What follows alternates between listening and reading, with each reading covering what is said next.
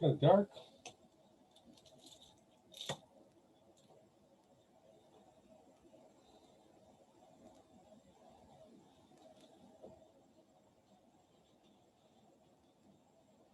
What is recording? Okay, well, we'll pause.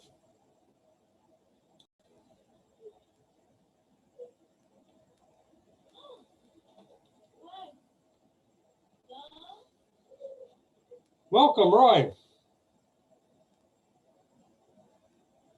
Can you hear me okay? Oh, let's see, mute, okay. Okay, no problem.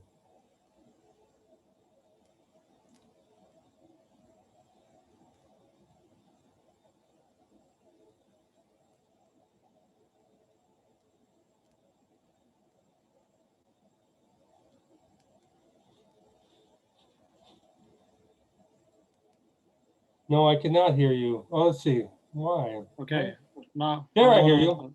Yep. Hi, Mel. Okay, let's see if I have to adjust my volume here. Yeah, this is my first real Zoom recording, so it's all new to me. Yeah, it's quite new to me as well. Yeah, some years ago, they had Spreecast. I was pretty good with Spreecast, but a lot more things to kind of set up and do with Zoom. And I'm glad I did a test call. It took me like 20 minutes to schedule a meeting with my wife. So, but that went well. Well, welcome, Roy. We appreciate you taking the time. No problem. So Roy and I have crossed paths in a number of different places online, as we each are building our own business or businesses. And so I invited him to come talk so we can talk about our businesses or entrepreneurship in general and see how it goes. And of course, we can always do another one in the future. Yeah, it's a privilege to be one of the first. Yeah.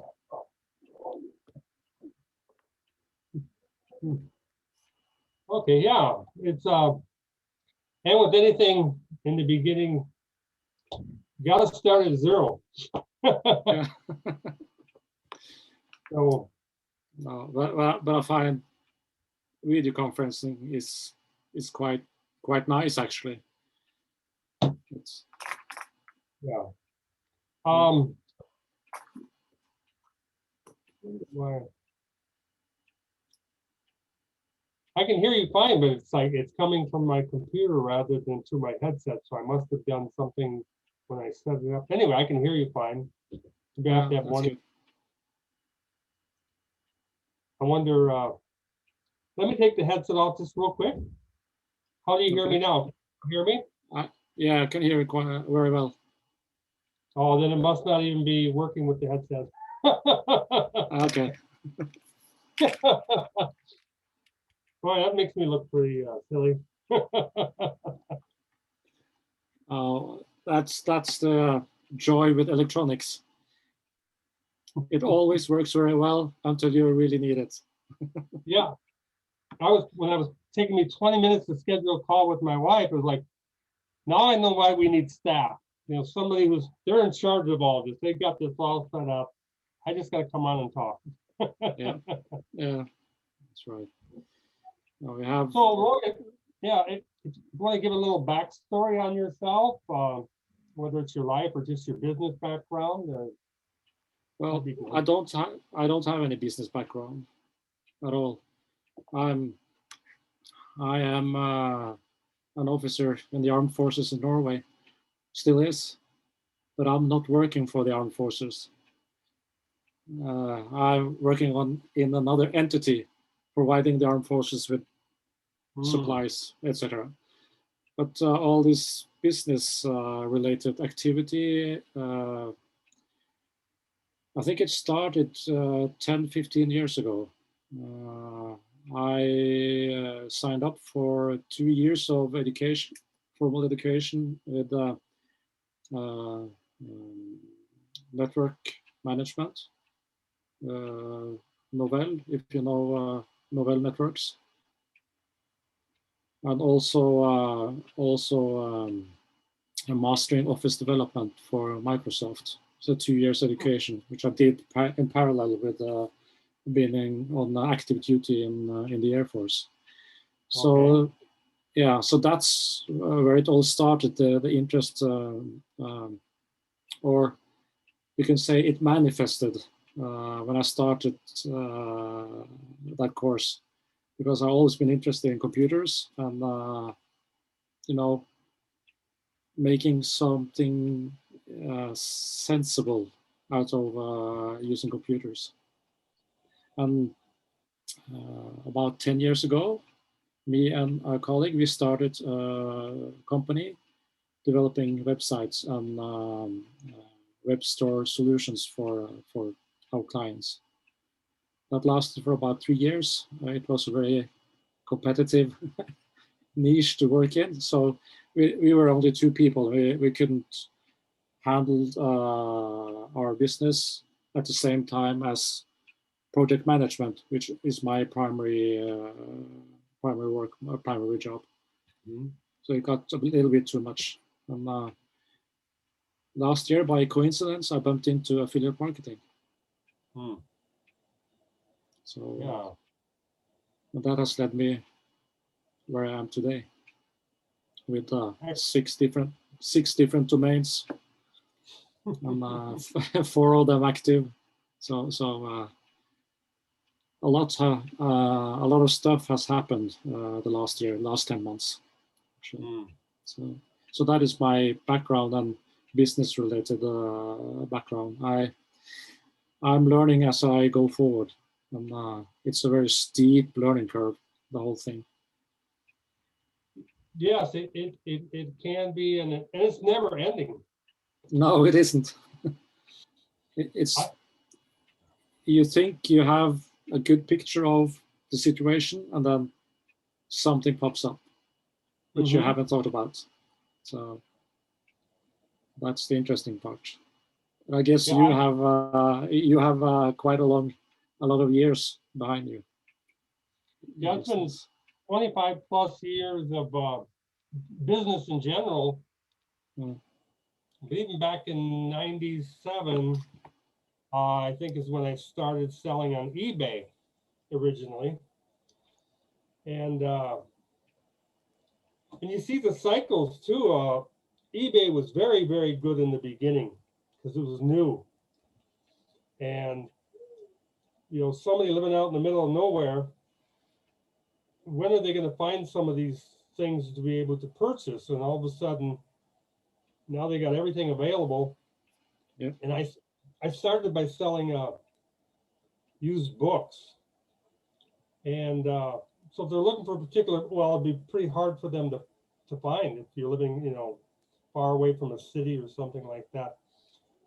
So I'd buy a book for $1 and turn around and sell it for $70 or $80. It's just the demand was just boom. And in selling new and used books eventually led me to get into publishing. And then there you go, a whole nother learning curve. Yeah. Oh, it has been interesting to read your updates on Welter Affiliates about your book adventure. Yeah, and it's way beyond where I ever thought we would be. Mm. I moved to the Philippines here in September 2014.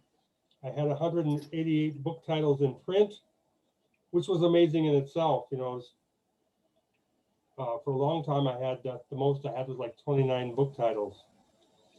And but then Amazon, well, Create Space, which was a subsidiary of Amazon, they you could publish a book for free, and that changed the game. Because my books before that, I had to spend money for the setup costs and lots of expenses, and then with CreateSpace and Amazon, you could zero, no cost. So that's allowed me to go then, to 188 book titles, and now I have, I believe, 1,126 book titles in print, which is just mind blowing to me. Yeah, it's a large number. Yeah, and a lot don't sell. It's a periodic thing. Usually, about 25% of my book titles will sell in a month, and it might only be one copy or a couple copies, but the rest may not do nothing that month. So it really, and I'm gonna pick that up again this year and get doing some more with that. So it's kind of like that's an on again, off again thing, and it's passive income. Once some books are done and they're on Amazon, they're selling. Yeah. And that still is my primary source of income. And I'm working with affiliate marketing in that to try to have it to diversify, have another source of income. Mm-hmm. Tomorrow Amazon may not be there. Yeah, there goes my money. Or maybe they decide they don't want me on their platform. I mean, big tech lately is they allow and what they do. Yes, it is. Now they've changed the boss as well. Bezos has left. So where the new guy is going to take Amazon is going to be interesting to see. Yeah, a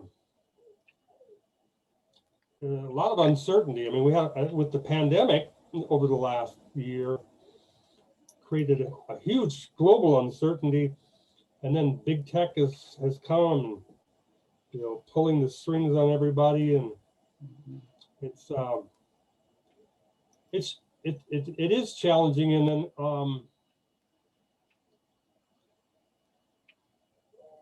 it's hard to stay in front of it. It really is. Yeah. Yes, it is. We keep learning, and that book you just referred me to that I started reading, they were pointing out some of the pros and cons of some of these platforms, and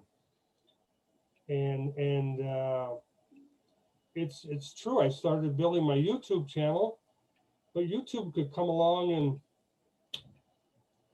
they could change it. They could do whatever they want, and they was last year they changed how they monetized, and people who were getting paid all of a sudden weren't getting paid anymore. Yeah. So we really cannot be dependent on any one source of income online. No. And so I'm trying to diversify. And again, that book that you recommended to me, automation. I really like his concept of automation. Because, yeah, me too. Yeah, you had your two-man website company there, and I'm one person. It's just too much to try to manage, Yes, it is. When I started in March last year, I thought, okay, I've done this before, building a website and stuff like that. It's easy, but I only scratched the surface of the whole thing. Mm-hmm. And as I started to learn, I got a bit eager to get things going. Got another domain, started to write on that domain. I got another one, and then thing just it explodes. It's like a flower just pops open, and you got all these petals around. It starts getting more and more and more. So I remember one blog post on Wealthy Affiliate where we were talking about social media. And I said that I was on Pinterest, Twitter, Facebook, you name it. I don't remember who it was who said, be careful not to spread yourself too thin. Mm-hmm. And I see that now. You got all these social media channels channels, all these channels to try. You need, in a way, to be on several of those because, as you say, you don't know what one channel will do. Suddenly they change the algorithm. As I started with Pinterest, I got almost immediately suspended, and I still don't know why. The same thing on Twitter. I still don't know why. So that's quite interesting because the website, which is working quite well, the one with about my dog and the pets niche, it's on automatic almost at the moment. I have about 20-25 posts on that one and continuously growing traffic on it. And it was banned from Pinterest due to spammy activity on the website. And I tried to get them to tell me and try to have them look into what's happening with my website that has caused them to take that decision. And I checked it with a lot of tools. I asked other entities to check my website, and it's okay. It's no problem with it. So they just shut the door on the website completely. So it's interesting. And it's so frustrating, especially. I don't think I've been shut down or banned anywhere yet. But they don't warn you. It seems like it's hard to find out what they say. Why? What happened? Yeah. It's hard to contact any kind of support. Yeah. To try to get it resolved. I mean, it's your business. It can be your livelihood, and they just take it away. Yeah. I have my problems. The only problems I've had has been in doing my publishing in my books is I've had to deal with Amazon support. And it's a nightmare. It's very frustrating. They don't even have sufficient knowledge to be doing what they're doing. You have no recourse to anyone higher up than them. There's no supervisor to appeal to. And so you end up just kind of like hitting heads back and forth, back and forth, back and forth, back and forth. Yeah. Until either it gets resolved or I give up trying, and it's for me, mostly it's because I reprint a lot of books. So they're public domain, the copyright is expired. And they would usually ask to prove that it's in the public domain, that it's freely available for me to publish. And I always send them 5 different links that show that it's in the public domain. And even that doesn't work, sometimes. So it's and that's where I finally stop, because it's like I've had enough. It's too stressful, now I need to do something else. Yeah. And then okay, it's been okay for a while. I guess I can go back in and try. That's where I'd love to have a person who is very calm and cool and let them deal with all of that, because it is just very frustrating. Very frustrating. Yeah. No.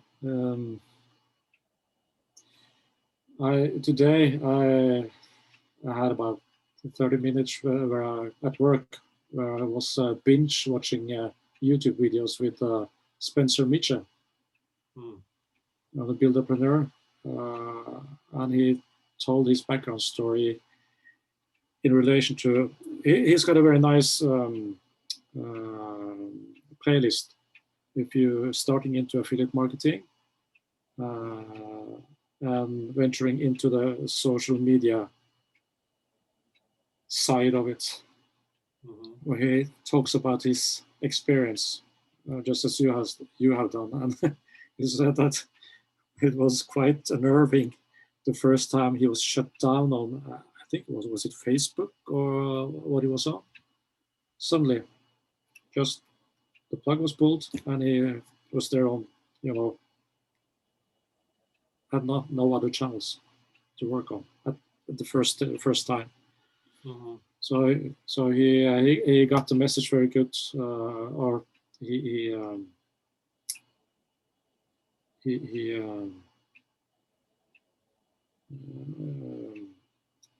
gave a very good picture of how important it is to diversify, as you say. Spread yourself around on several platforms. Don't stay on the same, just the one platform. And also on Legendary Marketer, the affiliate training where Matt goes through how to set up your Facebook fan page, the business accounts, and your ads accounts as well. Remember to set up several in case one of them gets shut down, because it will happen. So yeah. And yeah, and then you got to be careful of the topics. I know, yeah, there's people, their niche, however you pronounce it, is health. And, you know, they don't like natural type cures, anything that seems to go like against big pharma or medical. People are having their accounts suspended, and of course, anything political now is really off limits. Yes, it is. Yeah, and it's crazy to me because you know, I'm an American, and freedom of speech is like huge in America. Yeah. And now today, no, they can No. shut you down for any reason whatsoever. Yeah. And it isn't even based on fact. It's just if they don't like what you're saying, they shut down half of the conversation. Yeah. And yeah, so I've been very careful with. Yeah, we have the same tendency here in Norway as well, as a result of what has happened in America. So it's spreading. Everything, it's getting more visual on the political scene, taking a lot of what has been specific to America, you know, with Black Lives Matters, also, you know, the president election and the polarization has gotten a lot more visual in Norway as well. So I read about it in one of the major newspapers the other day, and the journalist said that we have to watch out for it. So the same thing doesn't happen in our country as well. But I think the ball is rolling, and if you shut down one side of it, that is equally bad as, you know, letting everything out in the open. So the balance, where are you going to put the line or set the line, or the limit? Yeah.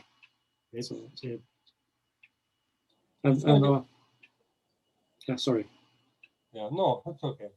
It's going to be interesting to see how this all plays out. I don't think it's going to play out very well, but it's going to be interesting to see in the next few years exactly what all happens. But yeah, even despite that, you know, people should. It shouldn't be a discouragement if somebody wants to become an entrepreneur. No. You just got to learn the rules of the game, and yes, the rules do change often sometimes.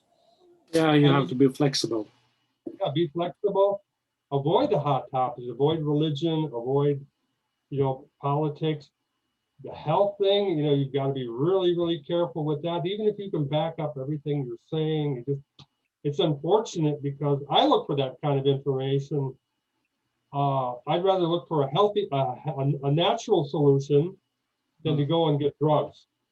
Yeah. And that's, you know, where like Wim Hof had his event here February 13th and 14th, and it was really powerful just to hear, to learn, to do the breathing exercises, a little bit of the cold water.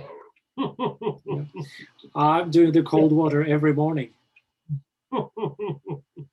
There's very few days during a week which I don't do it. I usually do it every morning. It's not fun, but it's so nice afterwards. I can see the advantage. Yeah, I understand what he's saying, but one reason I moved to the Philippines, Yeah. get away from the cold. But I can see, yeah, where he's talking about your, the veins constricting and then the warm water, or getting to open it up, and it's creating that flexibility that your body needs. And I've got high blood pressure, so I can see the advantage how that could help. I mean, your heartbeat will be lowered. Well, then that's less pressure on your system. So I need to slowly move into that. So yeah. But again, if they block that from people, being able to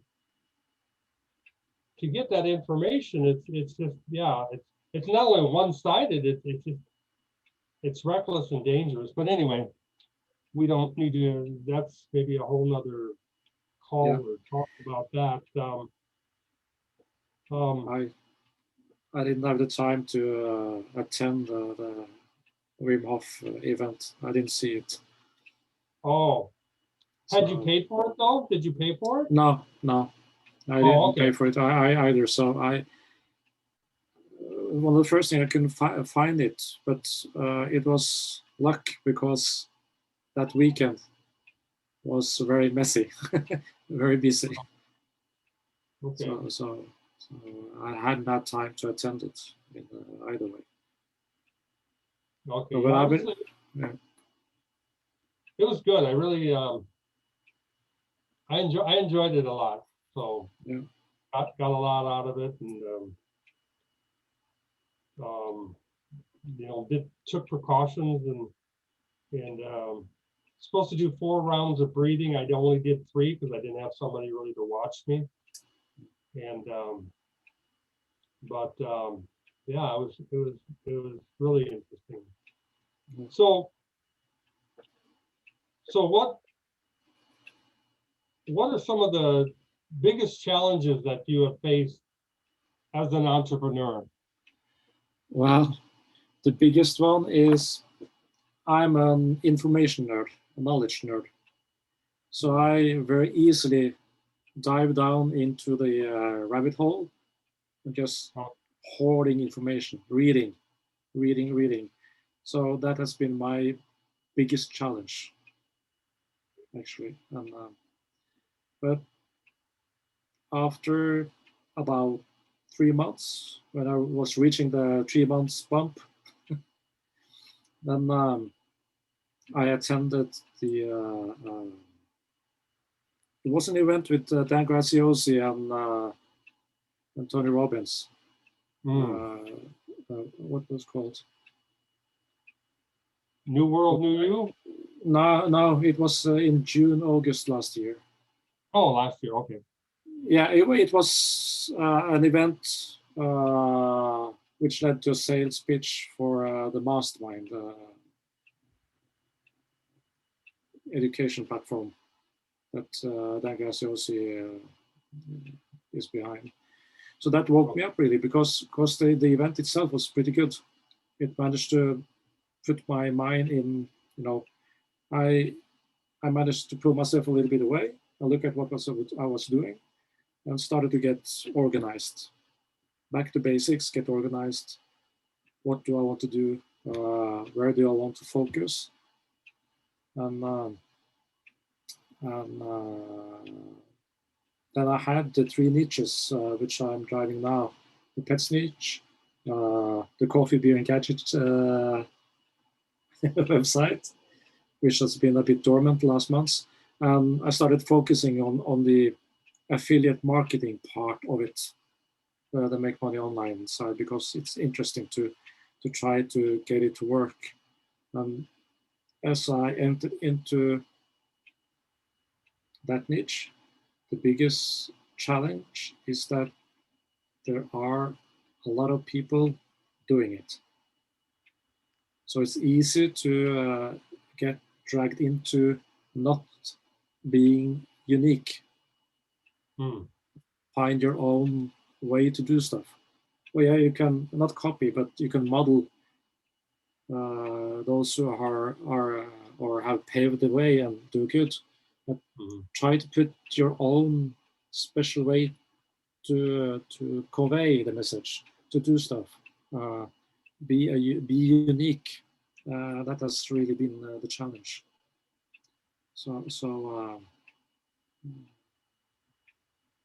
But it has. But the biggest part, as I said, is information overload. Actually, I can relate to it from my education as a pilot as well. The information overload part is very familiar. So I managed after some time, after a while, to breathe a little bit, let my shoulders relax, and start thinking about what I was doing. And what dawned on me, that was another thing as well, that I thought that I had a very clear vision of what I really wanted to reach, which goal I wanted to aim for in the end, the big goal. And I hadn't really put it down on paper. So that's where the 15-day challenge with Legendary Marketer came in. It helped me to put that in. I had to sit down and write the business plan. And also the warm-up week to the One Funnel Away challenge was very good to really zoom into what I wanted to reach. When I got that in place, it was easy to sit down and plan. But I'm still very easily distracted, dive into that information rabbit hole.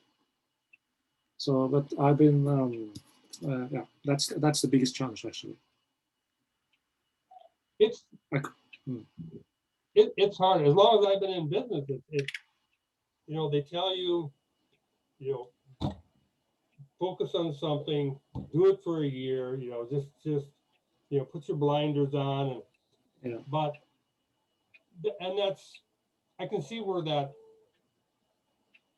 is true to a point, but I don't accept it all the way, because if you've gotten yourself going this way, and maybe it's the wrong way, and then, you know, and you don't know that if you're not, you know, like I try to do a little bit of learning every day. So, but I'm, you know, I work, do a little bit of learning, read books, watch videos, and because those insights that you receive could save you a whole lot of time going the wrong way, or it could help become more efficient.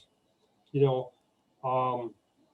I think especially for us entrepreneurs who have limited finances, you know, if you got the money, well, you could hire all this stuff to get done, and just sit back and manage it, kind of like, and you could hire out your content, you know, virtual assistants, they take care of your social media. That would have been nice. Yeah, but and of course there are some software and things like that that can help schedule things out and help a little bit. But it's for one person, it's a lot of work. It's a big challenge, and they also tell you to be passionate about what you're doing. Well, you might seem like you're passionate in the beginning, and then you get going into it, and then you realize, no, this is not for me. You know, it's I think it was in that book you recommended. I think information just becomes a blur. Yeah, it does. You know, we became a lot of us became entrepreneurs to get away from the 9-to-5 job. But if in running our business, the business actually becomes like a 9-to-5 job, you know, it's almost like it becomes the same thing. And then we're the boss, but all these little things that we have to do are really like the little bosses. You got to do content, you got to do social media, you got to do this, and you got to do that. And then it just, it's frustrating. And I'm not even looking to get rich quick. I mean, these people that talk, oh, $10,000 a month, $100,000 a month, it's like, I don't even care about that. I like it when they're like, well, it's not very much, but you could earn, $1,000 a month doing this way. I'd be ecstatic to earn another $1,000 a month. Yes, I'm not after the I was after the big win for a little while here. This year is, you're probably aware of what my goals, but I had that goal, but I'd have been happy with anything under that. Yeah, but I have attended some webinars on Mind Valley. The platform? I've heard of Mind Valley, yes, and listened to some of their videos. Yeah, and the guy behind that, his name, I don't remember his name, but he held a masterclass on mindset and was talking about the acronym is M for Mike, T, I would say target. Let's see. The M was for minimum, I think it is. The T was target, and it was MTO. The O was standing for outrageous. Instead of using, as many use the SMART goals. So he said that, you can set yourself, I want to reach $100,000 by December.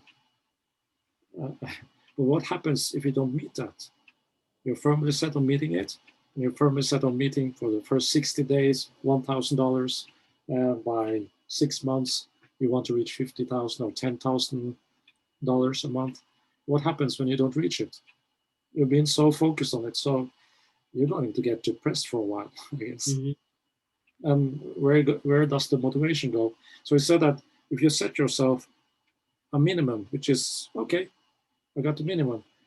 And if you hit the target, that would be great. And then you have the outrageous part, which is that $100,000 a month goal.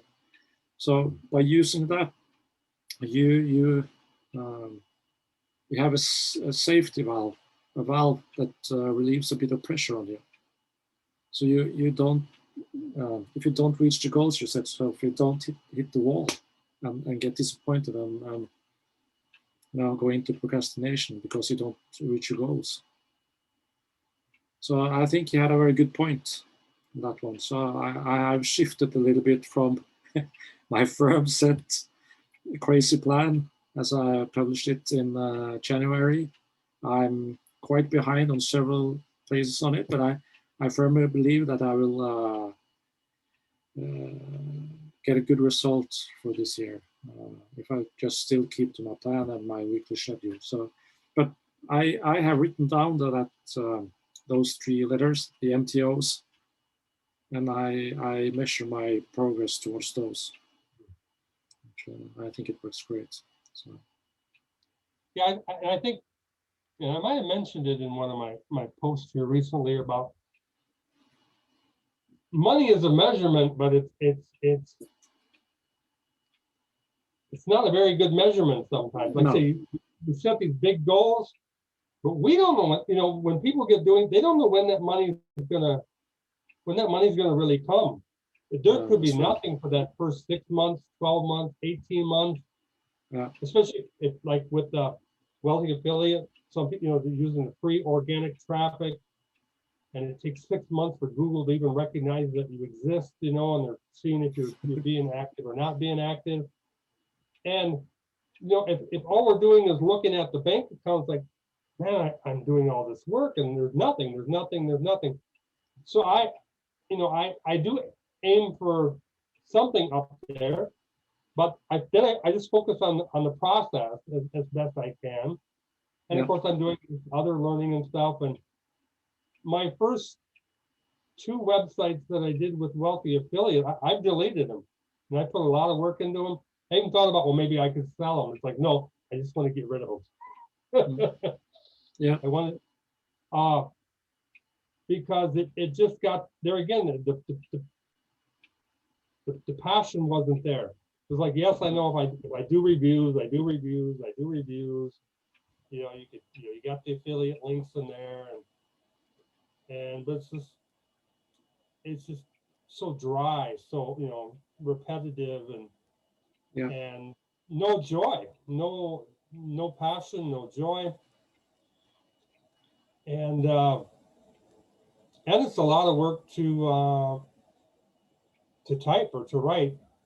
Yes, and that's why I have kind of like moved towards YouTube at the beginning of this year, because it's just a matter of talking and well, I love talking, so it's like that's not a problem. Yeah, but that's perfect. YouTube is perfect. Yeah.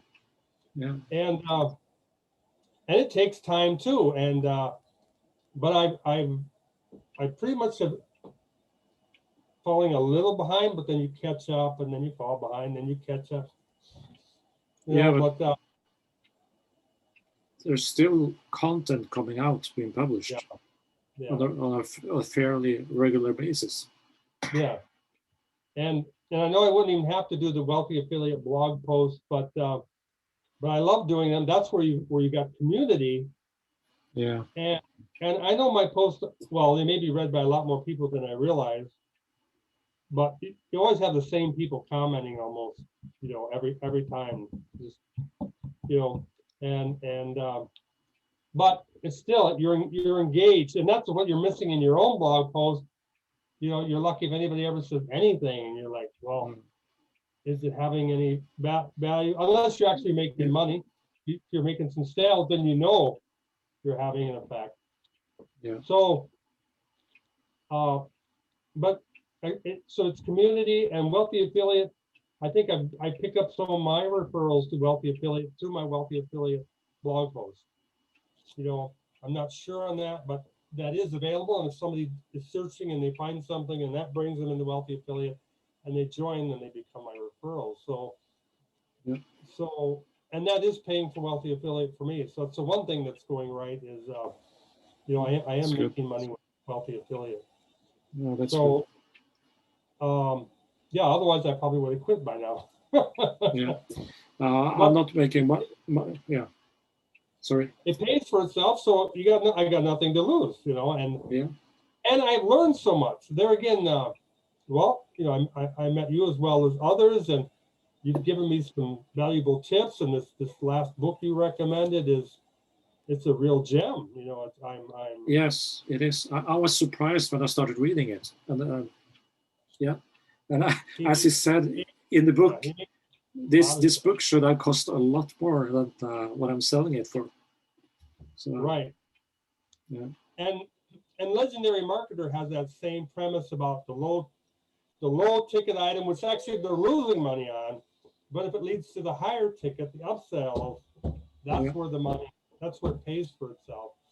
And that's where you have an advantage on your competition, because most people, and this would have been me before, you look at, well, gee, I'm paying forever, I'm losing money, I'm not, that's it, I'm done, I'm not spending money on ads, I'm losing money every time somebody buys it, I'm losing money. It's all it is that one book. But it's taking and getting those upsells in there, and that generates, now you are making money and paying for itself. And most people don't realize that, I don't think. They just see, and that's why I've never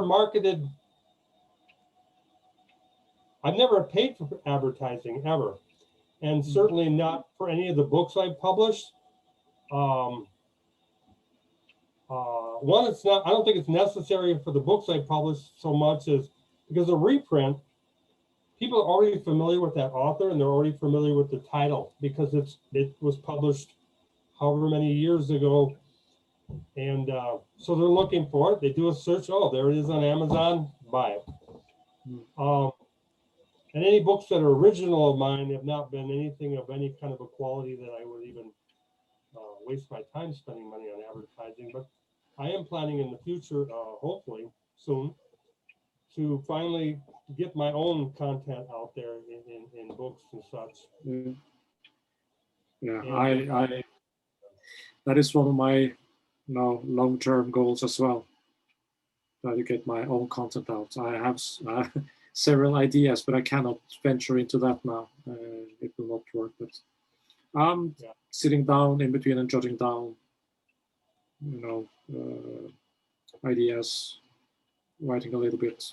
So I'm gonna gather it, organize it, and see what comes out of it. Yeah, it's trial and error. Yeah. You know, and another thing with the Wealthy Affiliate blog post that at least makes sense to me in the short term is, I published that and able to take that same post, put it into a private Facebook group because it's not going to show up as duplicate content. And then I even take it and I use it on YouTube. I turn it into a video. And at first, all I had was success in 2021 day, whatever. And then now I've learned to, start adding a little bit of a title after that because people aren't searching for success in 2020. It's not going to hit any kind of keywords or it's going to be very low ranking. And because it's generally the posts that have done very well for me are something else. There are some reviews. I promoted Tony Robbins' event, which was my huge. That was the biggest thing I put on YouTube so far, and over 1,300 views, and I picked up 13 subscribers from it. And so I know those are the kind of things I'm looking for. And then I didn't even have any special kind of affiliate links. It's just getting that information out there, and people are searching and finding and coming to my channel, and then maybe they'll get looking at other stuff. That's quite interesting when you say it, because my TikTok account, and I see that on other accounts as well who do the same thing. I just put something out there in the beginning, didn't get that much views and likes, but I noticed that the posts that are a bit longer, not with any affiliate links and stuff like that, but good information, gets a lot more interest than all the typical TikTok videos. The sales pitch. And I'm looking at one guy now, a young black guy called Daryl Gray Jr., which is doing great on TikTok. And he has good value on his posts. Every post, very clear message, not that pushy selling message, but informative. And he gets a lot of views and likes. So it's kind of interesting to see that. And then you have the other type posts where they're flashing money. Look here, how much I've gotten. I'm a millionaire at 20 years old. All that thing, and I don't believe it. It's not believable. I don't trust it. So no, it's too easy to be faked, and actually people have been caught red-handed, doing exactly that. They rented this mansion so they could go in there and look like, oh, this is my home, or you just go down to the car dealership and, oh, can I take this car for a ride? And then they stand in front of it. This is my car. Spencer Mitchum, he in one of his videos, he showed, I think it was the second one or third one in the introduction to affiliate marketing. He said, look here, I'm going to show you how easy it is to fake the numbers. Those who show testimonials from ClickBank sales or JVSU sales. Look here, you just go in here and then you change the numbers. And suddenly you have both the graphics and the numbers say that you got $1,000 sales the first day. It's easy. Yeah. So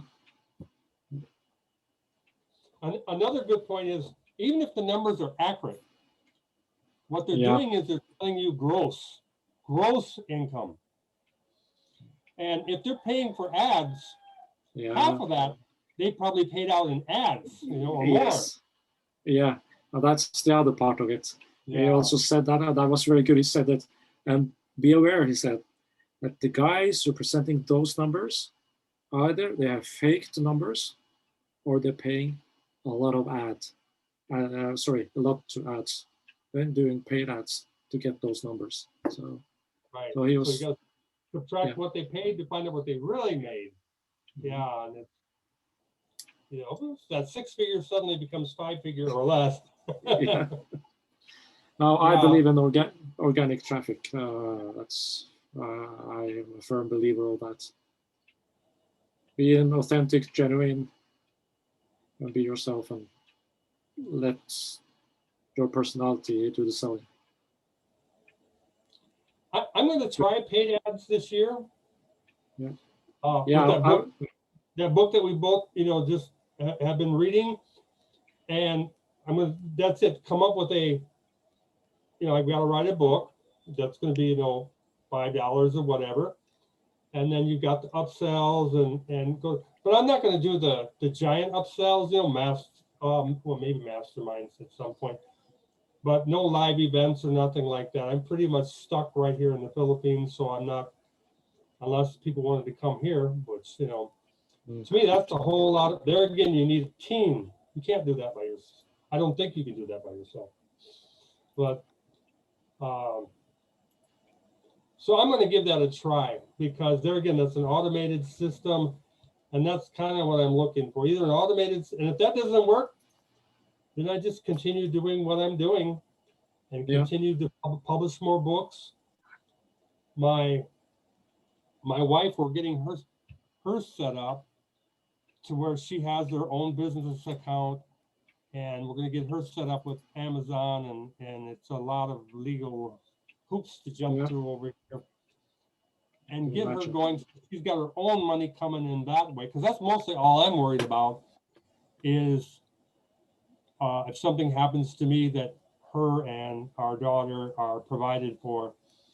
So I think that's we're going to get doing that, and I've got some books that were rejected, book titles that were rejected by Amazon, that she could go ahead to do, and they should pass easily. So that's one way around the system. Yeah, no, that's good. I started. I've been warming up my wife as well to affiliate marketing and to start her own business. She has had some ideas herself, and she's from Turkey. So when I am retiring, I think we will be spending more time in Turkey than here when she's not working. She's 12 years younger than me, so she has to work a bit longer before she can retire. But she has she's a very good singer, and she enjoys to cook. So we are planning on, and she has inherited from her father. She's very good at arts, drawing, colors, design, etc., things like that. So we're going to look at those three niches as well and try to do something with those. So I have set her up with a YouTube channel. She's thinking about what name she will have, and that will be about music and singing. And then we are going to start our own very small cafe with just space for 4 to 6 tables, and a very minimum type of menu. So that's our plan a little bit further down the road. So Great, sounds good. yeah. And yesterday I set up my print-on-demand shop on Printify and Etsy. So I'm going to get my wife and our oldest son to do design, to put on T-shirts and mugs, and to see if we can get a little bit, another side income as well going. There's so many possibilities. It's I can't remember this Zazzle, Zazzle. It's where you got T-shirts and all kinds of things too. And I have at least got one T-shirt there that I created years ago, and sales are pretty rare, but it's there. If I promoted it, I might be able to get.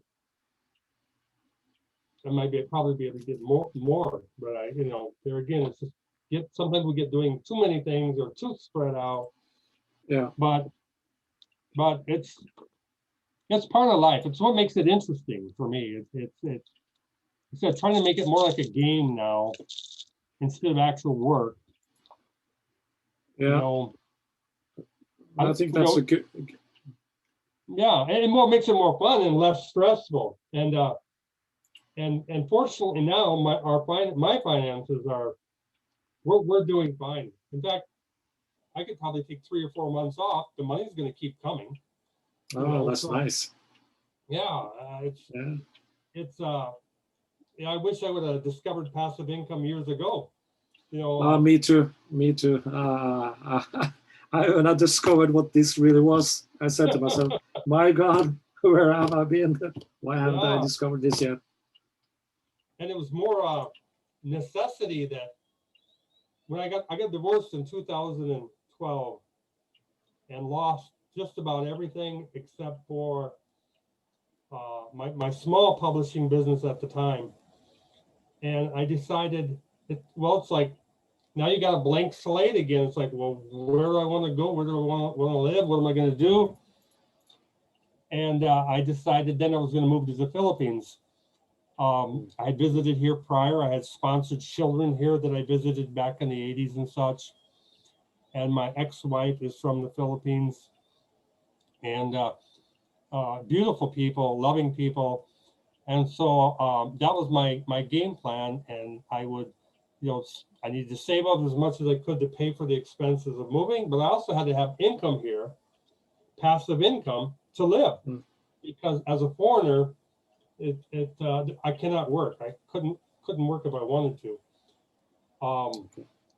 There are ways, but it's, again, complicated, lots of money.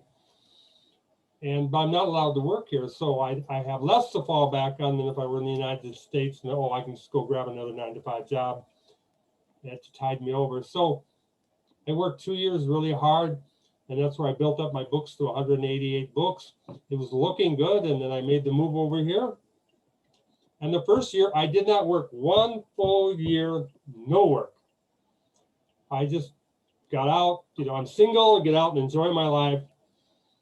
And the income got dropping. And I ignored it. It's like, no, I'm retired. And but I had a great time. Many years worth of learning in that 1 year. So many experiences, so much drama. And then finally it's like, well, I've got to get working again because this is not working. And so I went back to work because I really took myself down to where I had almost nothing. I didn't even have money I had a small place to stay. It was 11 square meters. That was my house, 11 square meters. Well, that was big. Okay for one person, but yeah, crowded, 2 people. But it was right on the beach, watch the sunset every night, sit out there, watch the sunset. It was beautiful. And but I couldn't afford to eat. So I got credit at a restaurant down the road. I'd go there and I'd have breakfast every morning. And that'd be my only meal for the day, a couple of scrambled egg sandwiches. And then I had, I could have water through the day. And then the first of every month, they were the first people I went and paid. And then there we go, we started all over again. And then, of course, I had to get back into working on books to try to get building that income back up. But it was a good 4, 5, 6 months or something where I had to do that. And fortunately, when I came to the Philippines, I was overweight. I was about 280 pounds. And I dropped down to 185 pounds. I lost 100 pounds during this time of fasting. Yeah, fasting, long fasting. And it's okay because you're fat. It's food. So I wasn't panicking at all. It's still food. You get the water in your system. You're fine. I wish I wouldn't have gained it back. I gained a good part of it back. So I screwed up there. But it's all part of life. And then that's it. We got building it up, and then I'd work for a period of time, and then I'd take some time off, and then I'd work. So it's kind of like fluctuated like that ever since. And this year, of course, has been nonstop work, except for a day or so ago. I didn't do anything. It's reading. No, it's reading another book, listening to another guy on YouTube about really being present in the now. We have everything we need right now, and and the present is perfect. So getting into that mantra and that mentality and belief system, and yeah, it's really altered my thinking. It's certainly removed a whole lot of stress. And anyway, it's interesting. It's all a journey. Life is just all a journey. The journey I have I've had since I started with affiliate marketing is the personal growth part has been tremendous. Yeah. Getting to learn myself on a completely new level. Being able to see things much more in perspective to what I really have in my daytime job, because I got a very good job. And then getting to see life, how it's been after I met my wife, because we have been married for 11 years this year. Been together for 13 years, and those 13 years has been like a whole lifetime. There's so much things happening. I get goosebumps just talking about it. It's been very challenging, and we have been very, very low down, quite desperate when it was at its darkest moments during that period. But we managed to pull through it, and having that experience to build on that experience. One thing, when we managed to get things in order, sorted out, and it got a bit quiet. You know what I mean? Things got a bit mundane. Things were happening every day, the usual stuff. And you start to die a little bit because there's no challenge, no push. So last year, the pandemic hit. I started with affiliate marketing. There was a lot of changes with work for my wife, and she have had her troubles with her friends, which made her switch out her friends actually and start from scratch again. So we have been building our life again in a way since last year. I started building it up towards something completely new. And the drive I get from affiliate marketing, the drive I get from speaking with you, both chatting with you on wealthy affiliate or wherever, and also getting a bit dragged into the personal growth niche as well. The Angus Yossi events, Tony Robbins events, uh, Bob Proctor, and there's some others in that niche as well, which just attending the webinars and the motivation, if you look away from the sales pitch, getting people into their coaching programs, we get into the things that really give you something to grow on, techniques, methods to handle stress, handle difficult situations, keep going no matter how difficult things get, not seeing any results from your affiliate marketing endeavors or your book business. Getting the tools to handle this. I learned meditation last year, and I'm doing that as well every morning, somewhere between 5 and 10 minutes every morning. And the cold showers, the meditation, the day is so nice, even if it's not a nice day. If you catch my meaning. Yeah. So that has made me, in relation to affiliate marketing, I see a potential niche to venture into after. I have it there. Maybe life coach, some coaching in the future. I don't know, maybe, but it's there. I have the tools. I've been trained as an instructor in both martial arts and physical exercise through my whole life. So I have that background as well. So I know how to motivate people. When you do some training, physical training and exercise, and it's a bit of the same thing, the same mechanism. So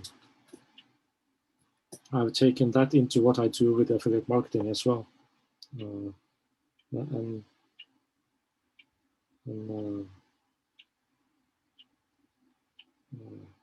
Now I'm diverting 90 degrees out of what we were talking about, but in other case, the personal growth part of it has given a lot, and made me being able to put all that what me and my wife has gone through the last 13 years in getting it organized and managed to take a lot more out of it than we originally had gotten out of our experience. Taking it and using it as a dynamo, a battery, to just pull out energy to keep pushing, no matter which obstacle we meet. So yeah. Yeah, it's living, learning, adjusting, a lot of adjusting. Yeah, a lot of adjusting. I think I've written about it several times on the VA blog. Bruce Lee, he's one of my role models. And I like his motto where he says, "Be water," because it's exactly what it's all about. Be water. You find the way to where you want to go. If you just work towards it, you will always find a way.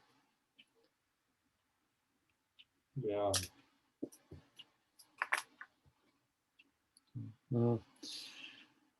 Have you been thinking about doing any webinars, digital courses about affiliate marketing or the book business or anything? I thought about trying to do some kind of a course. Yeah. In Wealthy Affiliate, I did that introduction to ebooks, and then I had 30-day challenge to create an ebook. Perhaps something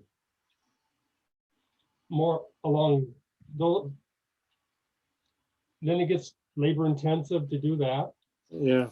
And especially if you really want to put in quality, if you really want to have that quality and that value there, and then I had created a membership, a paid and free membership site which I haven't done anything with that now, and well, since I got going with YouTube here. But I'm not sure what if I'm gonna do anything more with that or not.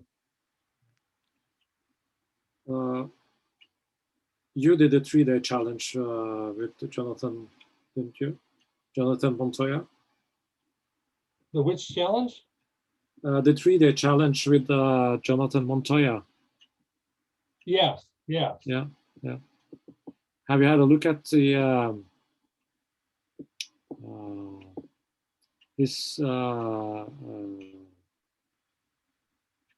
funnel with ClickFunnels training? I haven't looked at anything else that he's offered. I became an affiliate of his. Yeah. So I've got him in my YouTube description. I just really kind of paused on any more large or any kind of a spending substantial amounts of money. No, but because he gave a funnel which is set, all the way from the lead magnet to the bridge page to the whole thing, and the lead magnet is a full ClickFunnels training, how to use ClickFunnels. It's super great. This and he's giving it away as a white label funnel. You can use it to whatever you want, just tailor it. So I think it is on one of his YouTube playlists. So I think it's possible to put it into GrooveFunnels as well. So if I remember correctly. I was just curious because he has made a membership site with that funnel. So you register, then you get the email to those who register, and they can go through the webinar if they want to, and then maybe sign up for ClickFunnels, or maybe Legendary Marketer to put the link to Legendary Marketer within the funnel as well. So I was just thinking about it when you said the digital course webinar membership site. Yeah, it's really unlimited possibilities. I think it's just finding whatever we're comfortable with. Yeah. So I don't mind if I started something and I decide it's not for me. At least you don't know until you try. Oh, that's right. And I realized even like my original site, my original 2 websites with Wealthy Affiliate that I deleted, that maybe they only needed another 3 months. Maybe they only needed another 6 months, to really the money start coming in. But it's just one of those things you have to make. You have to make a decision, and so the decision's made, and you have to live with it. Yeah, and of course, you never get to see what could have been because it's gone. That possibility isn't there, and it could have been where it would have been nothing but something eating your time and resources and that. But I really lost my passion for that, and as long as we're financially, and actually I want to be more than financially good, of course, because this pandemic has showed us how uncertain the global economy is. And as an entrepreneur online, we depend on the global economy. And this can happen again. I mean, they've already had different variations of COVID, and that's having an effect on how some of these countries are responding. And so I just want to keep diversifying, but the simpler the system can be, I think the better. And if one particular thing takes a lot of work, then great, then put all your time in that and you've got everything else on autopilot. And that, so yeah, I'm very curious what the end of the year is going to be, because I started out, going hard at it, and I'll continue working, but I think right now I think I'm going to be pleasantly surprised. I think by getting my wife set up with her account, get her going, that's going to help. She can duplicate a lot of what I've already done. Say you got these systems and you just take it, or you duplicate their funnel or whatever, and you're Yeah. pretty much going to get the same results. So I think I'm going to be pleasantly surprised. I think I'm going to find out I've got more time on my hands, especially with my daughter. I didn't have this in my first marriage because I was out on that. Well, it was my own business, but I had to be out working all the time. I didn't get to see my little ones in their early years, you know, growing up and taking their first steps and all of that. I missed it. Yeah. And now I get all of it. You know, Yeah. I see it every day. And I take time, and she'll come in here and she'll get throwing balls at me, and we'll throw balls back and forth and do all kinds of things. And That's nice. and it's amazing to watch her and to see how intelligent they really, really are. Yeah. And I hope to be around long enough to maximize what she's going to get from life, what she's going to learn. We're planning on homeschooling at least all the way through grade. Actually, well, I'd go all the way through high school if we could. But we're going to homeschool, and that'll be interesting. And we homeschooled my other family, my 3 daughters in America, up until well, the one was up until 8th. It was like 8th grade, 7th grade, 6th grade, something like that. So I have experience with that as well. And then when they did have to go to school, they all did well. 2 of them were honor students, and the third one did okay. So That's great. And then the homeschooling with them, that actually gave me time with them in those years, because they didn't have to be schooling every day. I usually took one of the girls with me working every day. I'd pick, well, okay, you're going today, come with me. And then you got time to talk with them and spend with them. And where do you want to go eat lunch? Okay, let's go do that. And it was priceless, absolutely priceless. Yeah, so, of course. So that's really important now here too,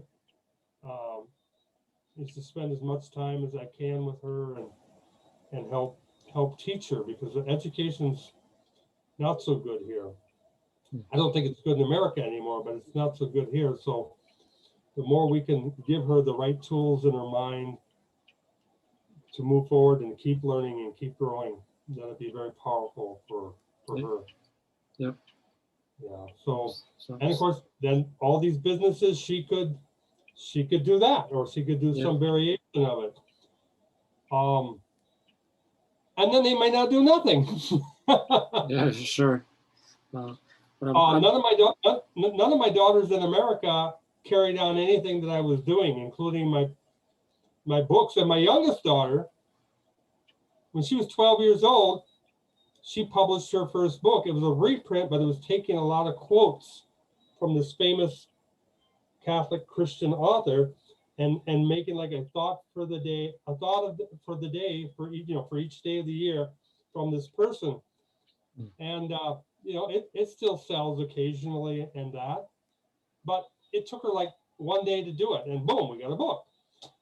So, but they just never had the passion to be doing something like that. She's more into art. She got into graphic designs, does a lot of artwork. So that's where her passion turned out to be. So you just never know. No, you know. I'm trying to, I have tried to involve our kids a little bit all the way, trying to trigger a bit of interest, telling them what I've been doing. When I told them that I suddenly had gotten $60 from somebody has bought a lot of dog stuff, dog accessories. He said, "What? Yeah, I got $60. I can do with it what I want." And I didn't do anything else. Then I wrote this, and I put in some links. That is the only thing I did. What?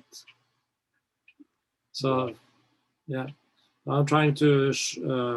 I've tried to show them some other things as well that they can do to make money online very easily, but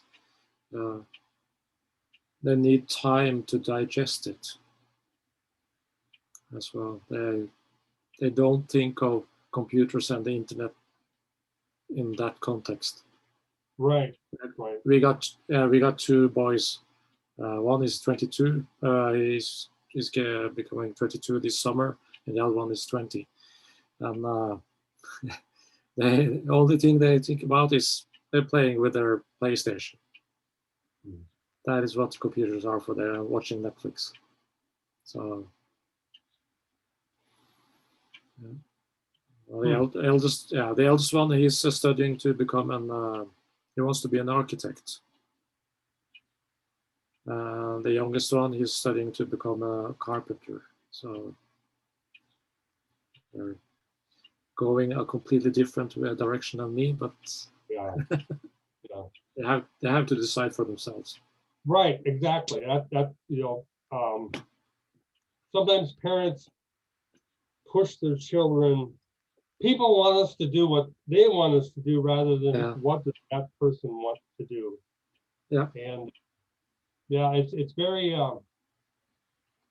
it's okay to teach them. Like my father was one of the best flooring installers, carpeting, ceramic tile, linoleum, vinyl.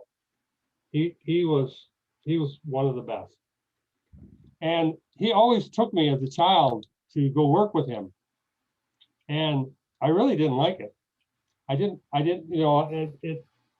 you're a kid, you want to play, you want to do this, anything but work.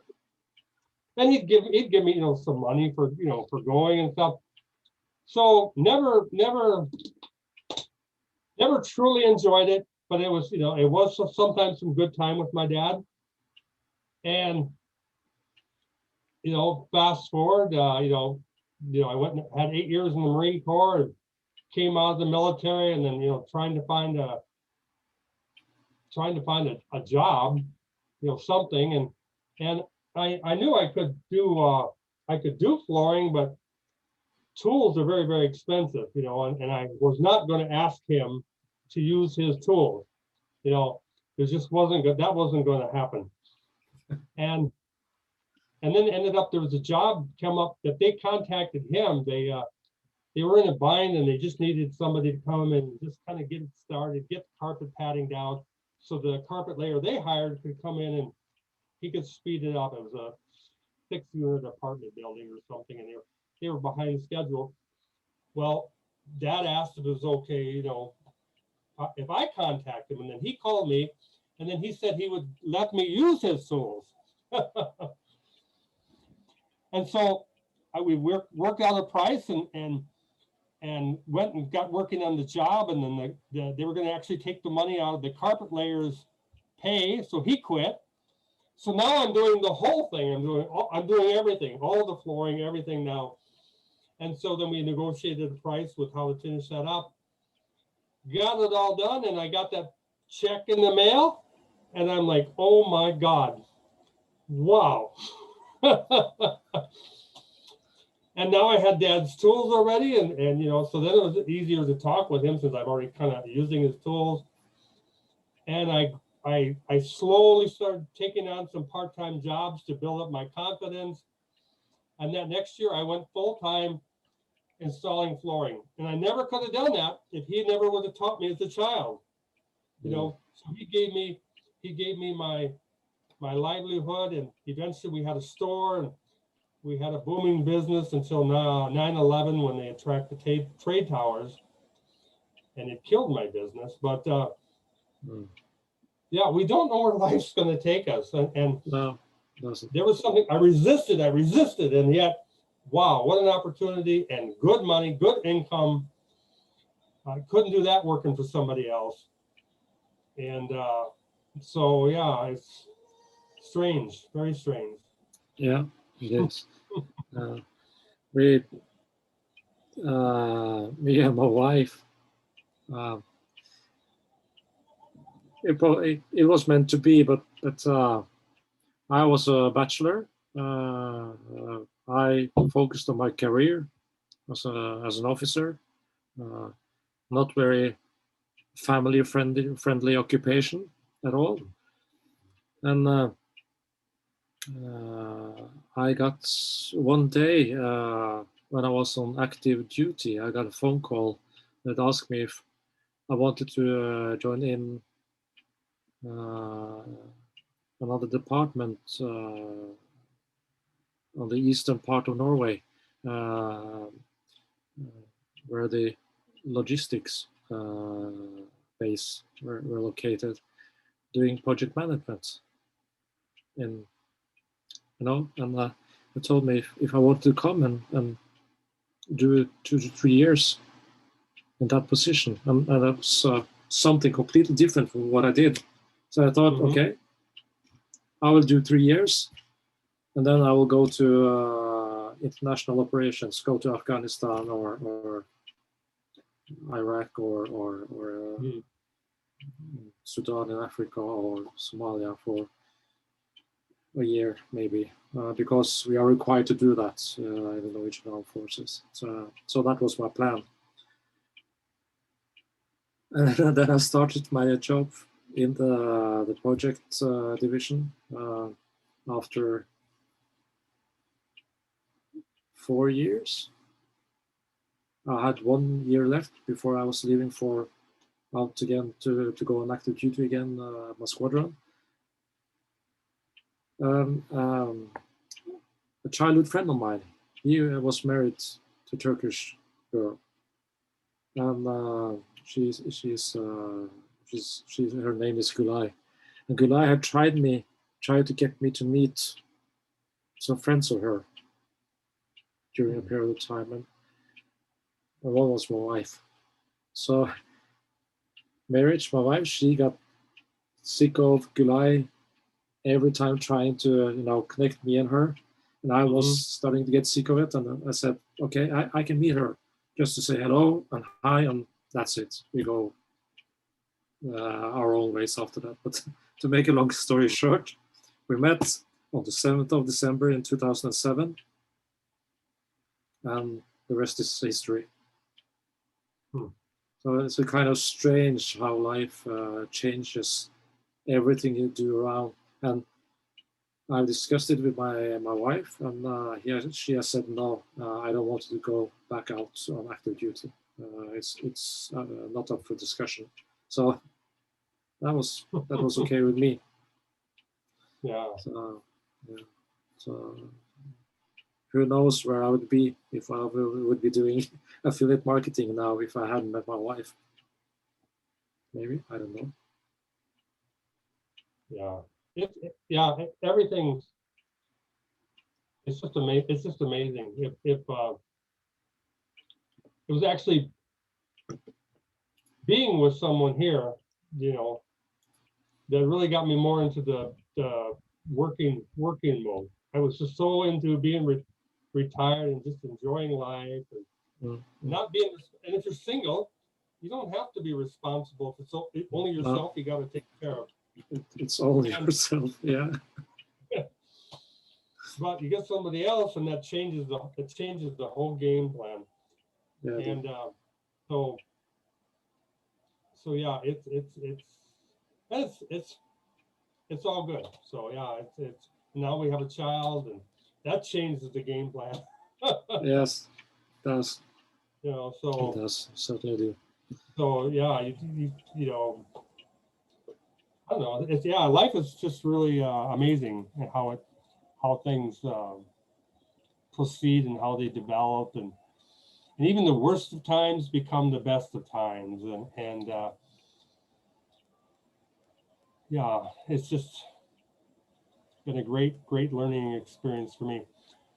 We've actually gone over our time. I apologize for that. I know we said an hour, and we're an hour and a half already. Yeah, it doesn't matter. It's nice talking. Yeah. It is. But yeah, that's where I've and it's hard to believe now I've been here six and a half years. But that first year, it seemed like many years. That first year, so much drama, so many things happening, so many life lessons, and I've done a lot of traveling around the world, but it's different when you just visit a place. You come and you go, and then you actually live in a place. It's very, very different. You know, Yes, it I is. visited the Philippines many times. And then when you live here, then you get the reality of what it's really like, you know. And then you see the good, you see the bad, Mm. but that's fine. I still love it here. I still plan to stay here till the day I die. If we ever got really well off, then maybe we'd also get a place in the United States and split our time between there and here. Mm. Mm. You know, I'd love to live in Hawaii again. I've lived in Hawaii 4 years total in my life. It's beautiful. It's not as hot as here. It's perfect. It really, I consider Hawaii to be perfect. You know, it is hot here, but I love being out in the sun. And you know, I have to have air conditioning in the house, but outside I'm fine with the sun and the heat and that. So you know, I love being right next to the ocean. Something I didn't have in the United States when you're in the middle of the continent. Yeah, I know. You're far away from the ocean, but that was something the military showed me, you know, because you're often near the coast of wherever you're at, and it's just I guess my only complaint was we just don't have enough. We don't have enough years. You know, if I live 10,000 years, I cannot do everything I want to do. It's just not possible. Same. Yeah, that's right. I'm thinking the same thing. There's so much, too little time, and so much to do. Yeah, I don't know if a million years would be adequate, because every little place has its own little dimension, and you know, the people and the contact, and the Philippines, you know, it's thousands of different, I think over 1,000 different dialects. So you got different cultures and different traditions and different rituals and festivals and all this. And then every island is 7,107 islands. You know, you could spend a lifetime just trying to explore here. Yeah. And you know, and I lived in Spain for 3.5 years and northern Japan for 6 months, and yeah, it's just beautiful. It's just awesome. Yeah. I've been living in. I was living in. I was stationed at Fort Rucker when I learned to fly helicopters in Alabama for 1 year, and I have relatives. I think I've said it. Relatives in North Dakota, in Huntsville, in Alabama, in Arizona. So I've been visiting all those places as well, and also, you know, we have our training in England. We have been traveling all the way around Turkey, me and my wife. And Turkey is a big country, and there's so many cultures within that country. You wouldn't believe it. So it's and as you said, the Philippines, it's every small village, small town got its own way of doing things, own way of living, their own traditions. So it's exciting. I love Turkey. I wouldn't mind moving there and living there for half the year, and then come back here to Norway when during summertime when it's too hot to be in Turkey, and then stay here in Norway. That would be nice. So no, traveling around the world is one of the other things I'm going to do when I retire. That's one of the goals. See as much of the world as possible. And there, that ties right back into business, because having a passive income allows you to do that. You know. Yeah. I always thought about if I were single, you know, Philippines could be my home base, but I could move to Thailand for a year or 2 years, or Vietnam, or you know, the cost of living is really low, so I don't have to be making as much money as if I was living in the United States. And there's many such places, and they're all different, and they all got wonderful things to offer people. And you know, as long as it's you know, fairly stable, I'm I'm okay with things. Although when I was younger, I didn't mind instability.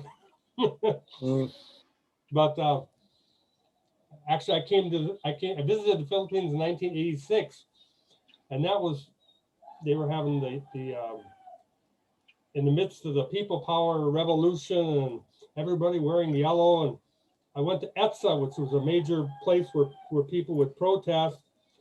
And there I am in a sea of yellow people, all yellow shirts and yellow. And it was an amazing, you were being part of history. And there's the funny side of politics to me, because Marcos was a dictator. And here I am, I'm allowed to go to these protests, no problem. Now they have democracy now, supposedly. And if I would go to a protest now, I would be deported. Yeah. They have no tolerance for foreigners sticking their nose into anything. But Marcos, dictatorship, no problem. No, it's strange. It's a crazy world. Yes, it is. So, yeah, it's yeah, go ahead. Yeah, it's seeing other cultures, having that experience is a big bonus, a big asset in affiliate marketing, because it's easier to understand the market if you're focusing on the different demographics in different countries, to understand a little bit better than how that culture, or what you can promote or what you can sell in that culture, understand which what am I going to call it, what triggers the interest in other cultures than your own, actually. So yeah, people have very different ways of thinking, other places. Yeah. It's and then there again, that's another. And then even if you, besides passive income, even just being able to speak English, you could go to a country and be tutoring people in English, and sometimes making really good money. I did that when I first came here. That was one of the things I got doing to make extra money. I tutored people in Japan on Skype. I'd be teaching them English, and all I'm doing is talking English and getting paid for it. Oh, that's nice. And yeah, it was fun. And we had a general outline of what we're going to talk about, or discuss. And then I could always throw in a little Japanese, which I usually waited to the very end of the call, and that, because I really I loved it when I was in Japan. It was an amazing, again, another amazing experience. And you just can't get enough. So, and then with my daughter now, it's like you're able to go back to your childhood almost, because now I can, that's it, share, simple things, throwing the ball and playing and laughing and all these games, and she'll cover herself up and where are you? Where are you? And then, and then, but able to explore the world and teach her, I love science, I love history. That's all available, butterflies, birds, plants, flowers. Yeah, do it from the beginning, earliest stage possible. And that's going to help her to maybe find what her interest is by get some experience. And that's why I loved homeschooling. My ex-wife took care of the book work. I took care of everything that was outside of the books. In the summertime, June, July, and August, all my daughters and I were 8 o'clock at night till whenever they got tired, we're laying on the roof. There's Mars. That's Jupiter over here. Oh, did you see that meteor flying across the sky? And occasionally we would get the northern lights, which you get all the time. But once in a while we'd get them and be like, oh my God, look at that. And the sky is moving, and oh, it's just amazing to see. And of course we talk about, okay, what name the planets, there you got the universe as your classroom, instead of here's a book, here's a picture of this, we'd go to the road cuts and look at the fossils and the rocks and talk about the age of the age of the earth and all this and that. And it's just better than watching a movie. I mean, there you're just really getting immersed in everything. So I'm really looking forward to that with her and what we're going to see and experience, and who knows where that'll take her in life. Yeah. So it makes me young. Yeah, I have the same opportunity with my sister. She got 4 kids, and 2 of them has their own kids now. So we have 3 little ones in our big family, and I have the chance to go back into my childhood, playing with them, taking them out, and I'm looking forward to teaching them about the sky and the stars and the universe, because that's one of my big hobbies, astronomy. It's always been a part of me. So there we go. We have a lot in common, right? Yeah, I have understood that we are alike in several ways. So when we get our next place, it's going to have more land. Right now, we got hardly anything around this house. Very squeezed in among other houses. But hopefully on the beach, some nice property around it so we can have a garden and stuff. But I want to build a little deck, buy a nice telescope, and there we go. Because I had one back in the United States where, and now they're electronic. You just tell it what you want to look at, and it goes and it'll find it right in the sky. Even if you can't, it's in there. Yeah. I got one. I haven't got it here. It's on our mountain cabin. Need ETX 90. So it's nice. Just turn it off. I want to go there. Okay. Yeah. It's nice. It's nice. It's amazing. And then you go from the outer world to the inner world and get the old microscope, and it's like, oh my God, look at the detail on this. It's just science. I really love science. I really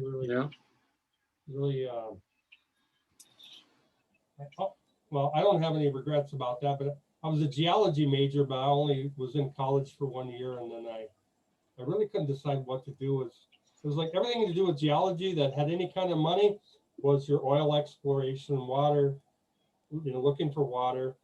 But I want to look for dinosaur bones and stuff like that, and that didn't pay very well. You're going to work for some museum, not. But I should have ignored that.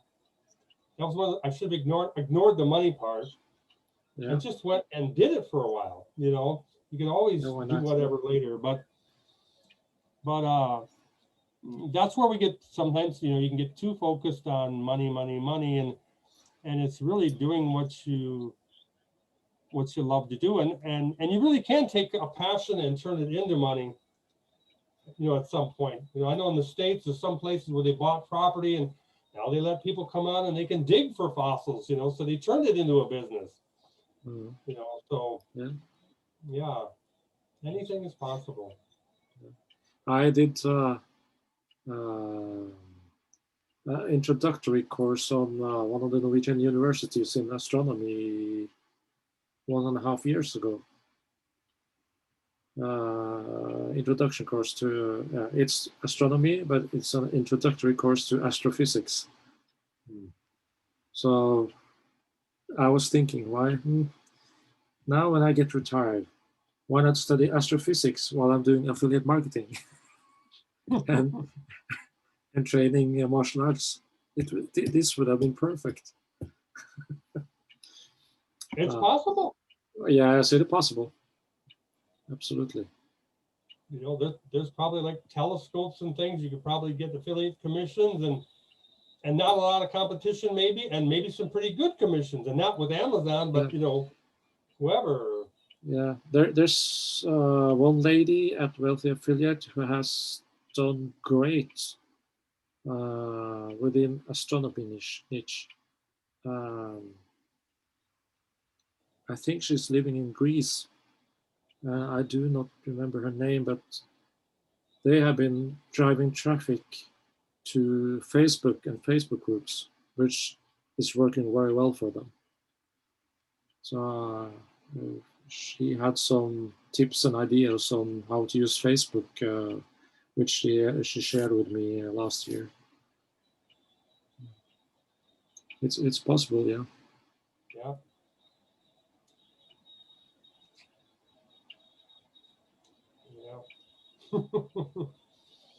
I need that team.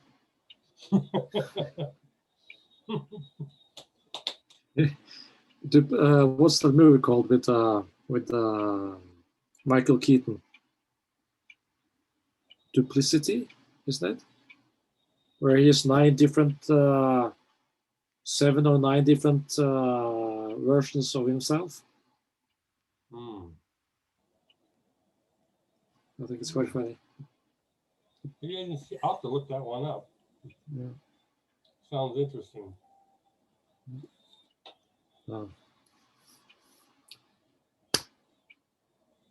This week I have plans to.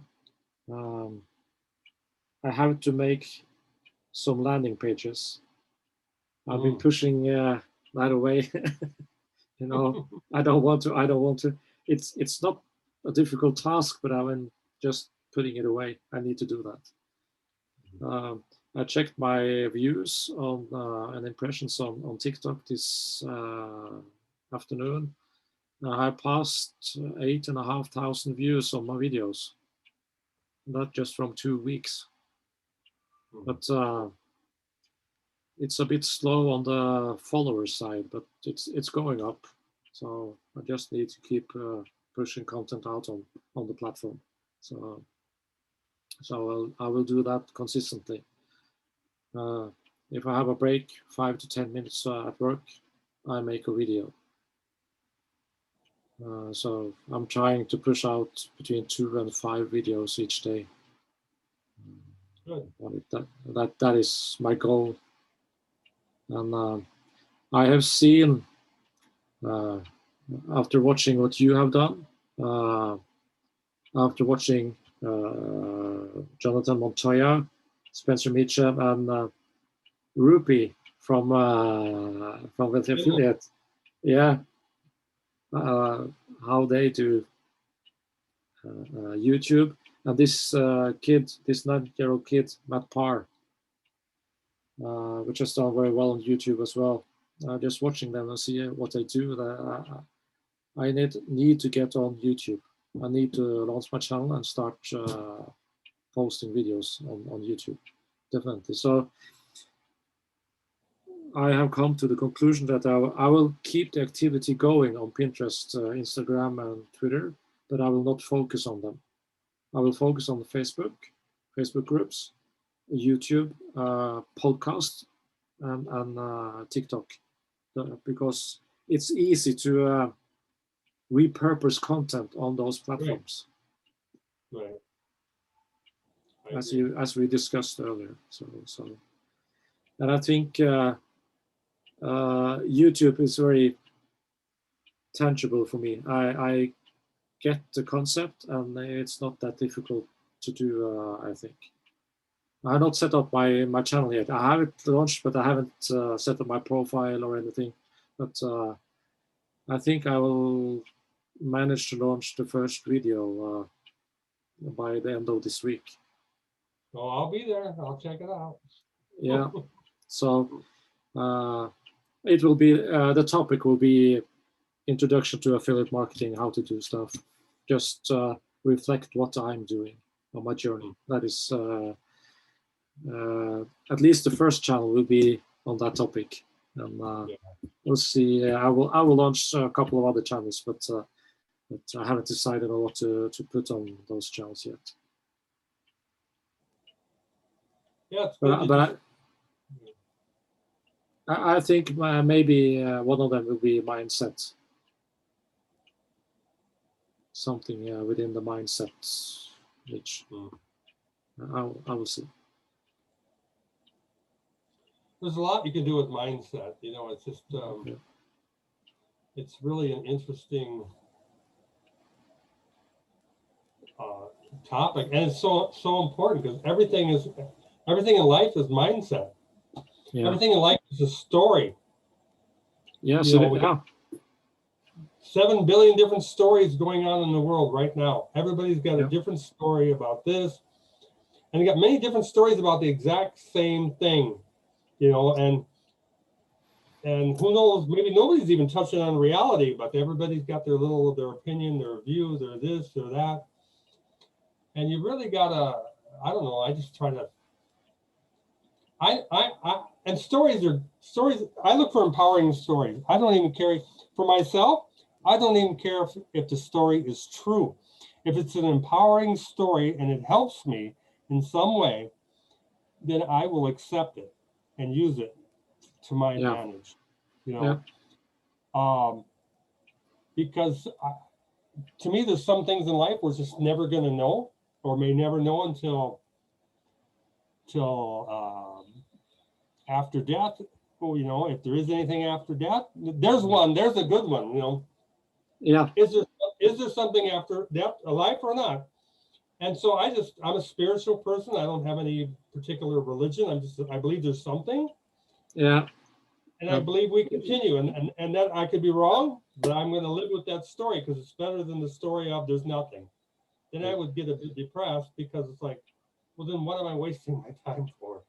Yeah. If it's all just a little show and there's nothing. But so that's an empowering story that helps me stay motivated, keep moving forward, keep seeing and doing everything I can. And it may not be true, who knows, you know. So, but there's so many disempowering stories out there that, you know, people just fix on and they're not good enough, they can't do it, they've got limitations, and those are all bogus stories. Yeah. Yeah. I agree with you. I have the same belief as you. I have a childhood belief, you know, Christian belief, but I realized quite early that okay, that is a story. Mm-hmm. That is a lifestyle, a way of life, more than some overempowering Mm-hmm. infinite intelligence. But I believe in that there is something, but we don't know at all. And when I read Napoleon Hill's Think and Grow Rich,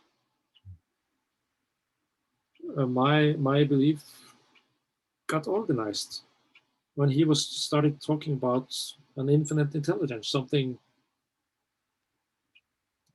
um,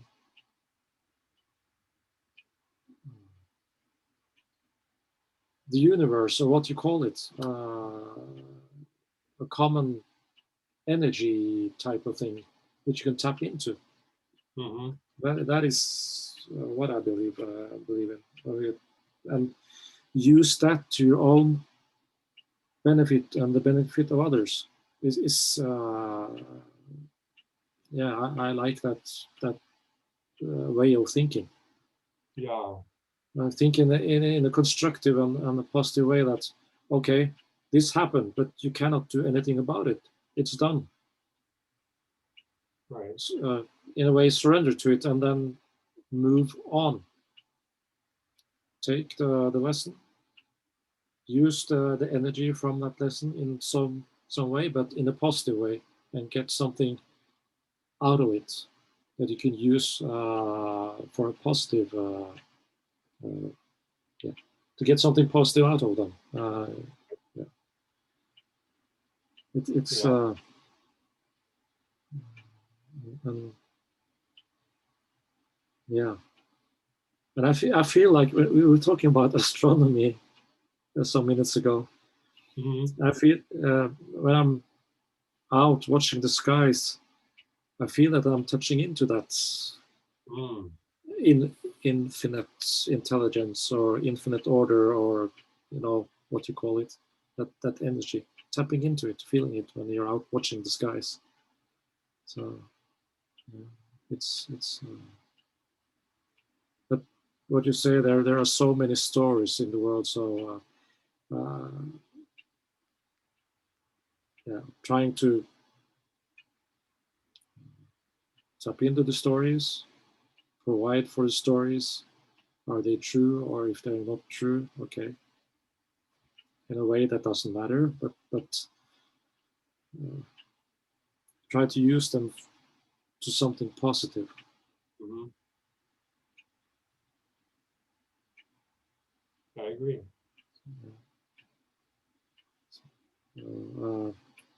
Starting with the meditation part here, just after Christmas has it has been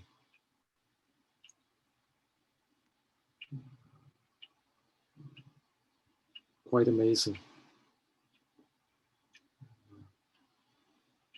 and the energy I get out of it, it's almost you can feel it flowing through you, and when you finished the session, taking that energy and just go out and take on the world. Yeah. So, and I noticed that this attitude, I have had a bit of change of attitude. I remember for the 5-day, I don't know what he called it, the 5 days with Bob Proctor at the beginning of the year. But one of the days he said, go out and find a person and make that person's day the best. Also, make that person feel like the center of the world. You know, and I started doing that at work with everyone at work, and my God, the response I got was quite amazing. Not any try to be genuine, but positive, and just get that positive energy flowing at work among the colleagues at work as well, and it works. It's quite amazing. Yeah, I love walking and talking, and I'm a jokester while I do it. Especially the Filipinos, they know English, but they're not fluent, so I can throw them for a loop, and they'll ask me like, "Where am I from?" Because they want to know what country you're from. But I was like, "My mama,"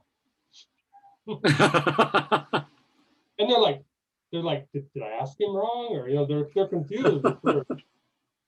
Like, no, my mama. You from your mama, your papa, and but a smile, even a smile. If you can't, if some people are so shocked, you can smile. I've always believed a smile could save somebody's life. Yeah. Simple as a smile. If somebody's depressed and suicidal, and you smile at them, one, they're like, wow, somebody sees me, somebody recognizes me here, and they're smiling at me. And it can take them out of that, potentially take them out of that downward spiral that they might be. That's always just been something I've always believed. I almost committed suicide once, so I just whatever you can do to lift people up, yeah. So at least smile with people and then talk, and always greeting people, and the main language here is Tagalog, but I live in the Visayas area, so Visaya is the language here. And when I came to the Philippines, I'm speaking Tagalog, and then I learned about the dialect here. And as soon as I started speaking the dialect, the people are almost shocked when you say good morning in their language. They start laughing. It's like, well, this is crazy. But it's great. And if I ever catch myself in where I think there could be potential danger, especially like you get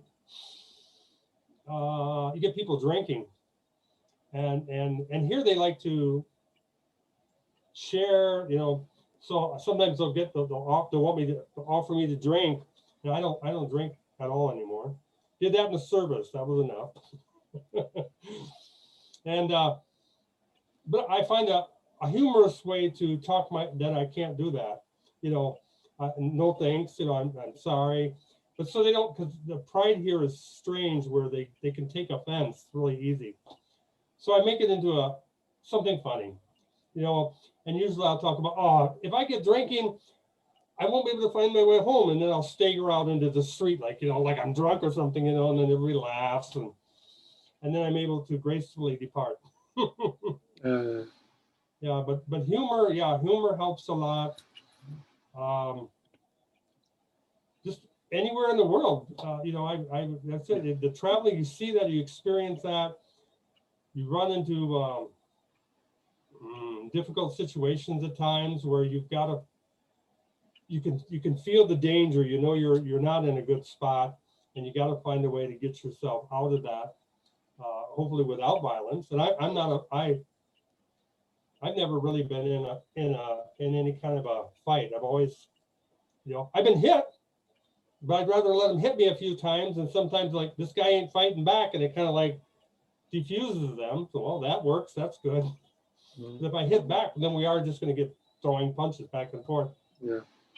And I just never, not even when I'm in there, I'm a Marine, and I've avoided that as much as possible. But at the same time, when I was younger, I put myself into some very dangerous situations. Sometimes it was just being naive, young and naive. And then you learn out later that, oh, you were in a lot more danger than you even imagined. And so I just, you know, got lucky or whatever. But I love experiencing. When I'm single, I have to separate, because if now I'm in a relationship, I'm not going to take the risk that I would take if I was single. If I'm single, I just don't care. I want to experience something, I'm going to experience it.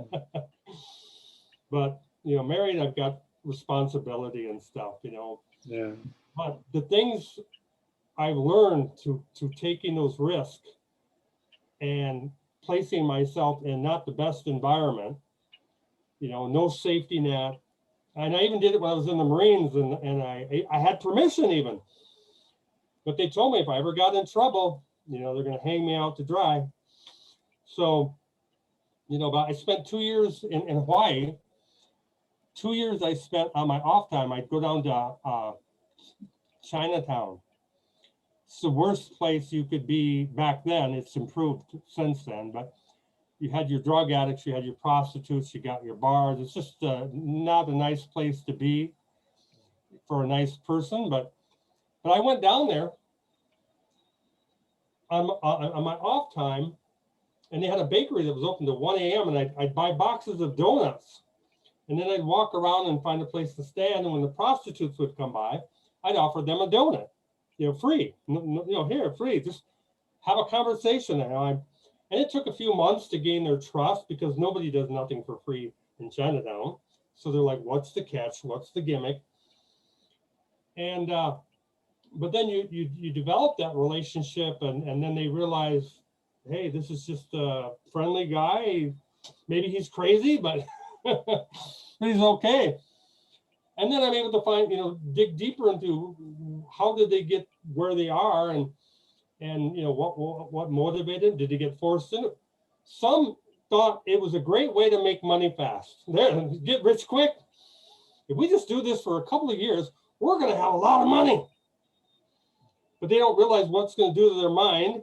Then they get using drugs to feel better, and now they're addicted, and all the money goes to the drugs, and they've made nothing.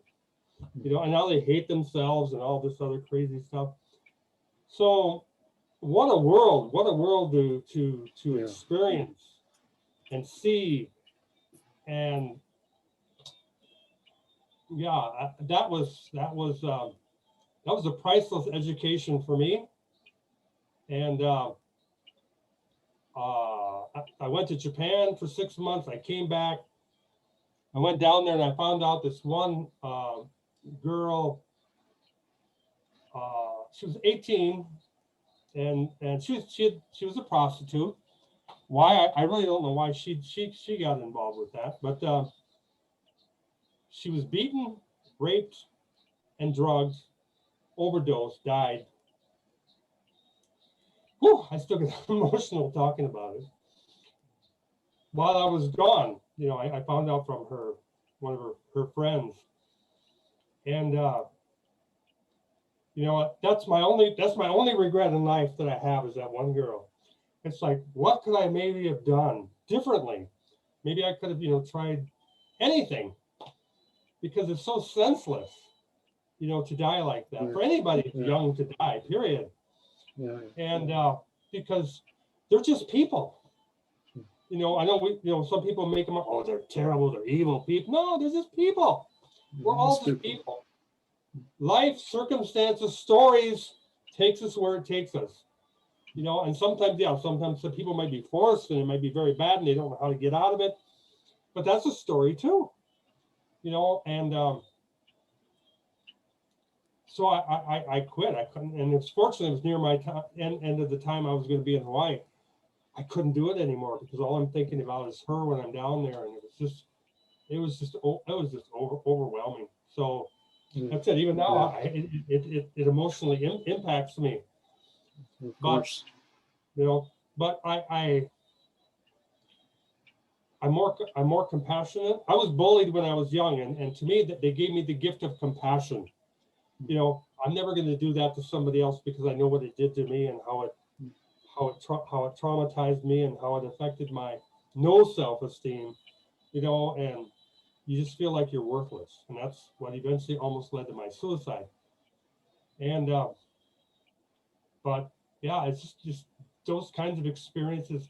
Yeah, I would have rather been doing what I did there than worried about having a business or something, because what I gained from that and being able to help people and touch people's lives is, you can't put a price on that. You really can't. Oh, okay.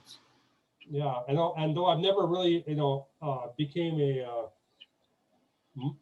paid coach, so to speak, I certainly have been able to help a lot of people at times, and so I know I have the talent and the skills and the tools, but I guess there's still that thing in my head about, charge, and then you got to market yourself and all that. And I don't know. It's just easier to come across somebody who may need help, and then you still got to wait for them to ask, or you've got to at least kind of make an offer. You can't just find somebody. Oh, I'm going to go help that person, because you're just yeah, it don't work.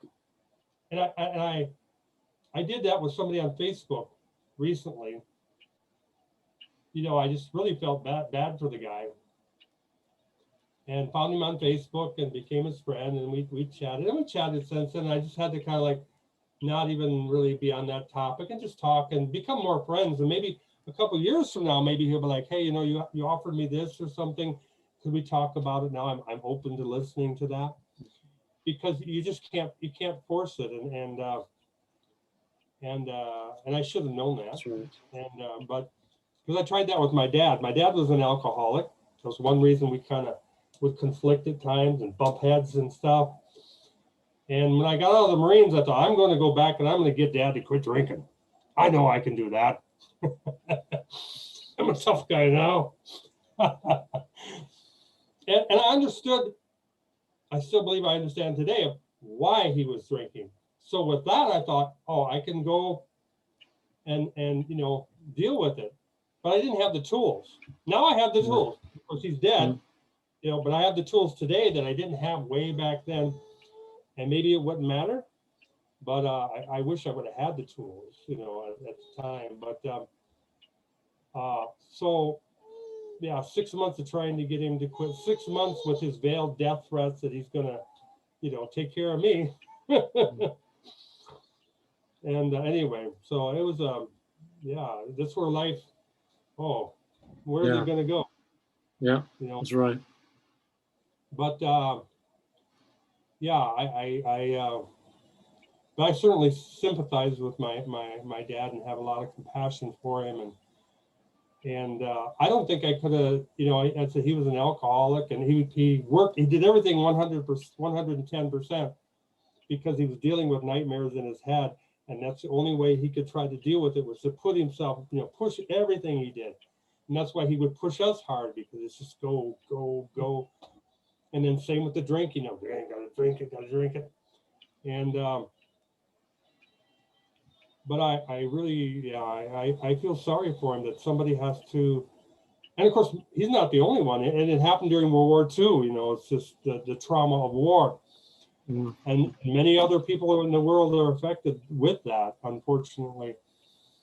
And but there's some real tools out there now to address it. And there again, it's something where they're not the establishment. Oh, they just like to, we've got this long-term program we can do and spend. And you got this guy over here. He's like 1 hour. He can take you right out of it. Just scramble your memories and all that, and you're not triggered anymore. Very powerful stuff. And anyway, we really got sidetracked with that. Yeah, that's Yeah, but that's just yeah. It's like life. Yeah, that's the thing. So Hmm. yeah, that's that 2 years. That's just so powerful for me of that, and even sponsoring the children in the Philippines. All I'm doing is giving a little money, but they're able to keep going to school instead of quitting school. And then 2 girls I actually put through college. Couldn't afford to put myself through college, but I put 2 of them through college. Actually have a chance to break that cycle of poverty. It's good. And yeah, and then what did it do? Well, then I ended up marrying somebody in the Philippines because of that. She was a bookkeeper in the church that took care of the sponsored children. And then we ended up getting divorced 24 years later. And where do I come back here? Well, so it's just one thing leads, it leads you down that path. Whereas if I never would have took that little bit of money that was nothing to me and sponsored that one child and then went to the Philippines to see where's my money going, I wouldn't be here today. I'd be, who knows where I would be. Yeah. Maybe I'm back in Japan, or maybe I'm in Spain, or, there's just, I've always kind of gone more a people person, or, exploring those things about people, learning more about people and experiencing things firsthand. Not too extreme. I've never done drugs, I've never gone to that extreme. Yeah, but yeah. I have always been an introvert, a very closed, guarded person. The Air Force has changed some of that, because they force you out when you get to be the captain on an aircraft. You have to go. Here I am. Right. You have to open up and do your stuff, but what really has taken me out of introversy to be able to handle it in quite a good way has been affiliate marketing, starting to do this stuff. Because this has led me to especially the One Funnel Away challenge, and also one of the events with Graciosa and Tony Robbins, where they challenged you to go live on video, telling your story. And what was really mind-blowing was the warm-up week to the One Funnel Away challenge. There's one webinar which hit me deep down inside, and that was, who Lady Boss is? It's a lady that has done very well within the fitness niche. She is having a company that takes women on a training program and diet program, which really works to get their normal weight back, and such very successful. But she had a mind exercise that made you go inside you, identify the one thing that was holding you back from going in full force. And the way she did it was like,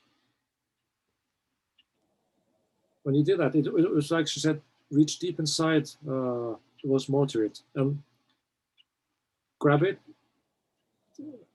The one thing that holds you behind, because you know what it is, then write it down on a paper, and take that paper and just throw it away. Mm. And it was that was a real pivoting point, major change. It was like a floodgate opening, and after that experience, it has only gotten better, better and better. Great. It was a joy to do the first podcast. I know there's only a couple of persons who heard my first podcast, but I've done it, and I'm talking a lot about my history in that podcast. So it was very to hit the publish button on the podcast, and then see, okay, it's been published on iTunes podcast. It was published on that podcast channel and that podcast channel and that podcast channel. It was, yeah, it was. it was. I was sitting after I clicked on the publish button and thinking to myself, what have I done? But it was good. It was releasing. It was. It was a big milestone, a big challenge, a big obstacle that together with that webinar with this lady, and then going to doing that podcast inspired by Russell Brunson himself. He said, just go do it. Just go do it. Just say something. Tell your story, whatever. Just go doing it. It was amazing. And I believe to myself that that podcasting will be a channel that I can do well. I can sit and talk, but I need to stick to my script, because if I don't stick to my script, I will go that way. But I like to talk. When I start to talk, I'm talking. I talk about everything, more and more, more and more, more and more, more and more. So I think I would like that. And also YouTube, I think it will be a good channel, and also a good way to get to grips with my personality, my introversion, and use it some constructive, some positive benefit to not just myself, but to others who watches this as well. So yeah. We got some great tools to promote ourselves and our business. Yeah. Yeah. To go. I'm thinking about it like this. I have something that I can share with other people. I can tell them my story, and I can share with them what I do and where I have challenges and how I address those challenges, and work my way through them or around them. And maybe there's maybe just one person, if it's just one person who can take that method that I'm using for myself, I have found out I can do it like this, and one person can take that method and make good use of it, then my mission is accomplished. So that's one of my core pillars, if you can put it that way, for doing what I do now. At first, I wanted to make money. And then I realized that I have more to give. I want to do more with this, because thinking about money, that isn't me. It has never been me.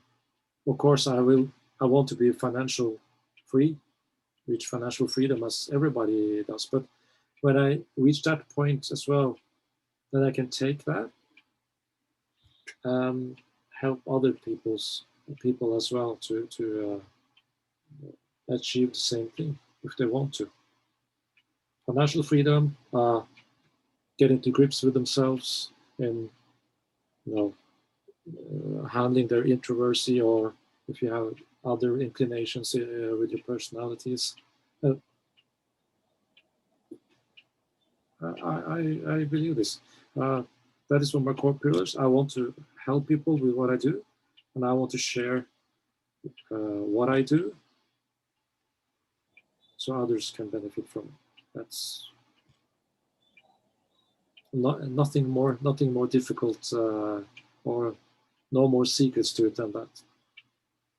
So yeah. I have been training or instructed in my martial arts club for several years, 5 or 6 years now, after having a break or a pause from the club about 15 to 20 years because of my work. But I've been instructing in that club, been an instructor in that club since I was about 15 years old. And what I see training people, and when I see that I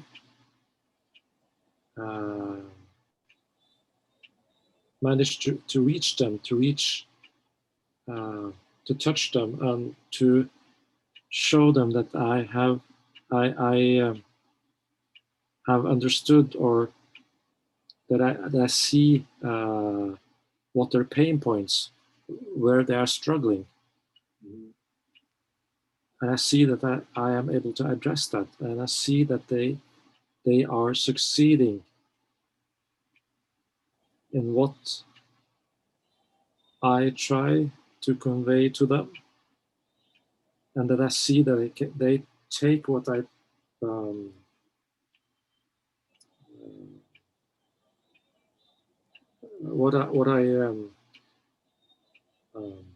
I managed to convey to them my instructions on how to do the techniques and the philosophy behind the techniques, and also getting them to understand that it's not the physical, how you do it with your arms and legs and all that stuff, that it's the main point. It's what is in here and in here. If you can tap into this, then you'll be successful as a martial artist or doing martial arts, and you will grow as a person. It's and when you see that they get it, so they get the first belt grade, they get the second belt grade, and then you start to see the personality starts growing. The understanding of I'm doing karate, and I see they start to understand the concept behind this. It's so rewarding. It's get back home in the evening. I'm so excited that I cannot go to sleep. It's great. So now you see, I got another topic that I can speak. I can talk about this 24 hours a day. This thing. Martial arts have been my friend and companion since I was 13 years old. And it has done great things for me. So, yeah. Yeah, the Marine Corps, I was an introvert, but I think I was maybe not a natural introvert, because it's just being bullied that, it caused me to withdraw within myself. But the Marine Corps was the thing that really helped me to open up. You go through boot camp, if you survive boot camp, you're indestructible. Yeah, I recognize it. That's it. Yeah, I mean, I was scared to death. That very first night of boot camp, I was literally scared to death. I'm like, oh my God, what did I do? And 3 months later, you come out of boot camp and you just got so much confidence and so much pride in yourself. Yeah. It's just like, wow, it's just a total transformation. And then there's been a lot of transformations through life, and facing our fears is a biggie. Sometimes you can just make the fear disappear. But like walking on fire with Tony Robbins, I mean, you can walk on fire, you can do anything. I mean, it really creates that mindset. And my daughter and I, we did that in 2011, and it was just like scared to death again. And then you do it, you're like, oh, can I do it again? And it's like, come on. Yeah. And I've done going up in heights with extreme parasailing, and I've always been afraid of heights. It's like, if I can do it, then, and I feel safe with how it's structured, you know, everybody else is doing it safe, it's just my fear, then I'm going to do it. I'm going to push that envelope, and it does. It just opens you up.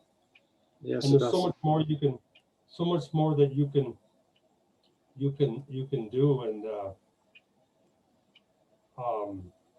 yeah, I appreciate our conversation, because it's given me a lot to think about. Yeah, that's, You know, that's nice. and who knows what direction it might take me on. But that last book you gave me is really just like, yeah, there's a lot going on there. And that, and then the other book that I can't remember what the name of that was, but where, you know, it said life is perfect right now in this moment. Life is perfect. Doesn't mean we can't improve upon it, but it's perfect. So if it's perfect, there's no reason to complain. If there's something doesn't seem like it's going well for us, there's a lesson to be learned there.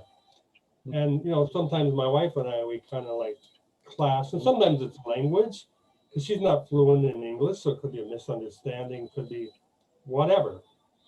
But so I'm always saying to myself, when anything happens, it's like, life is perfect just as it is right now in this moment. So, okay, then there's no need for me to be upset. There's no need for me to say anything. It's perfect. You can't be perfect, you know. So, you know, so I do that when I go out. Last couple of days, I'm always saying that. And plus the fact that, you know, the other thing is, I have everything that I will ever need right now in this moment. So, and of course, it doesn't mean you have the money, but you know how you can create the money. You can how to get that value. And like I was telling her, you don't need money all the time. You can trade something in place of money. You can barter. You know, barter is as old as time itself. You know, so, you know, and I always scratch my head here sometimes when, you know, people are, you know, they're poor. They're definitely poor. But it's like, there's a free grocery store within 1 kilometer of our house called the Ocean. And it's full of food. Go fishing, you know, free food. You know, so, you know, but there again, society gets this like, oh no, you need to go to a store, you need to buy your food and eat all this processed stuff. When you got free food out there, and you can have your own garden, you got coconuts, bananas, papaya, you got everything here in the tropics just hanging on trees. And it's a shame when there is poverty and you see this, sometimes this food in somebody's yard that nobody gets access to, and it's allowed to drop and rot right on the ground. It's like, come on, pick it up and give it to somebody. Come on. Yeah.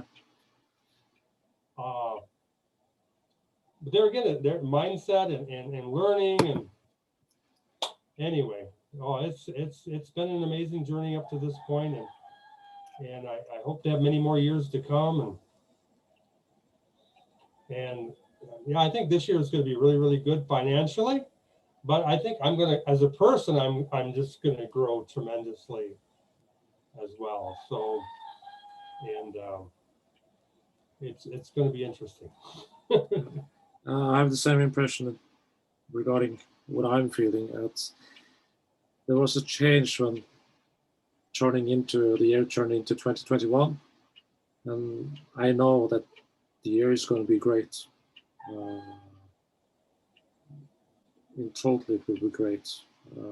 Financially, it will be okay, and I know. But on the personal side, it will be, and also building my business as well. I know what I have to do, and I'm doing it consistently, and I don't know now where I want to go.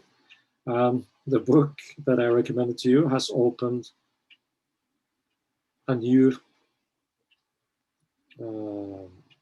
source. I got another source which I can tap into as well, because it has really opened my mind. That book, and giving me another source to work on as well. So it has been very positive in every which way, and I have noticed that my family has. I think that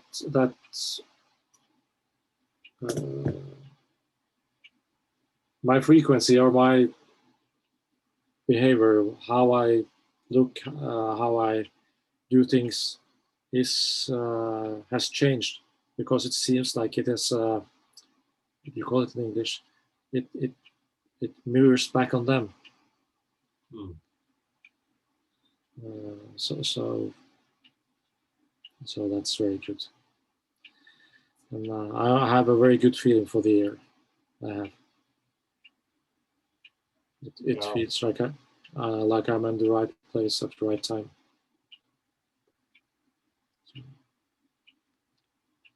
Yeah.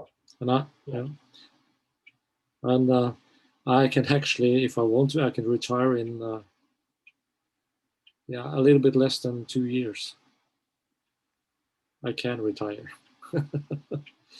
So, but I have to retire within, let's say,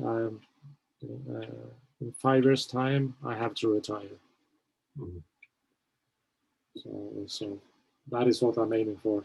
5 years is my time frame, which I will do the groundwork for the rest of my life and where I want to go. Good. Yeah. So now I guess you just have to wait for my bestseller. Yeah, it's just I need to get writing my life story. There's no doubt about that, because I've got so many books there with what I've experienced and the lessons that have been learned, and even the small little things. You know, it's just every little thing in life. It's just, you know, there's so many blessings, and it's just phenomenal, and yeah, like I say, and there's somebody out there that's in a similar situation that you have been in or I have been in, and they can identify with what we're saying, and we provide them that hope or that inspiration to keep going, you know, or to see it in a little different light, see it in a better light, and make all the difference in the world. And and I hope I can you know, do more of that. And yeah, you got YouTube and writing, and I'm you know, trying to figure some things locally that I can do to help educate people and help to lift them up. And that's why too, with helping my wife develop her business, she's the blueprint for everybody else. We're going to know exactly what we have to do, the process, the cost, because, you know, I'm mostly going to probably be dealing with people who can't even afford the internet, do not have a laptop. So you're talking about somehow trying to get enough income that they could be able to, well, they can always go to an internet cafe to begin with. So they have at least they have a temporary solution, and then, you know, can build it up where they can actually afford now to have those things as a normal part of life as they continue to build their businesses. Because too, for a Filipino, if the average Filipino was making $500 a month, that's a lot of money to them. You know, they could be working, they work at the local market. They're working there 12 hours a day, and they make $4 for the day. So it's $120 a month. It's not enough to live on, and that's why these families are really, and it's amazing that their attitude, they do have a good attitude, you know, they almost too good. It's almost like you get where you accept it, and then you become comfortable with what is unacceptable. And they need to, you know, lift their vision up and see that they can move beyond that and get beyond that. So that's the thing. So $500 a month would be 4 times what their getting there, and they wouldn't have to be working 12 hours a day, 7 days a week, all month long. So anyway, that's one of my local goals is to do some, and once it gets set up, then it's all duplicatable. You know, so the hard work is done then, and then you just keep teaching it. And anyway, so that's hopefully by the end of the year we'll have our blueprint, we'll have a guideline where to go with that. And then maybe next year we'll move into that. I actually would like to start like an internet cafe, but not be an internet cafe. At first I was going to go half and half. Now I just want to have where we have a place. We've got the computers, we've got the internet. People come, we teach them, and they're doing work for us by whether I have them publish books or what. They're learning, but they're doing so that I'm going to get paid on the back end for what we're teaching them, and then they're also going to be able to create income for themselves, and then go on, live their lives well, and teach others. I mean, to me, that would just be like, you know, the ripple effect would just be amazing. And it's so doable, but it's just getting that groundwork started here. So that's one of my local goals, local, you know, and local businesses, you could do anything, you know. But anyway, there's just so much opportunity in the world. And my one business tip for people is if you're watching the news, it's negative, it's taking you down. You need to either do away with it completely. It doesn't do you, it doesn't serve you. It only, oh my, and I do watch little glimpses of the news because I always like to be knowing what's going on in the world. But at least in the United States, the last 4 or 5 years have been just really bad and only have gotten worse here after the election. Turn it off. What do you need to be doing? Sit down and meditate. Yeah, that's great. Clear your mind. What do you want in life? And get writing it down and what can you act on today? What can you act on tomorrow? And start taking those steps. Get moving forward. Yeah. And before you know it, you'll have it. You know, don't even put a when. Just, you know, when I published my first book in December 2000, I never imagined where I'd be today. You know, it was just a part-time little cool thing to do. And now it's the thing that supports me. Yeah, that's right. Yeah, so it's just don't go. And that's what I say, it'll be really interesting. Yeah, end of this year is going to be really interesting to see and to go back and show where I started and where I'm at and what's happening and then what's the next year going to be. Yeah, it's exciting. Yes, it is. It's just to take the step and do it. Yeah. So I got a feedback on my review, a comment on my review on Legendary Marketer, the 15-day business builder challenge. And what did she write? It was quite good actually, because I'll just look it up just a moment. Because she put the words, her comment was, I think was great. Just a minute. It's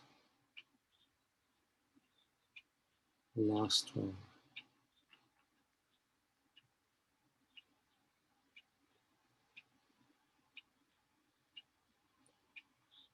She said,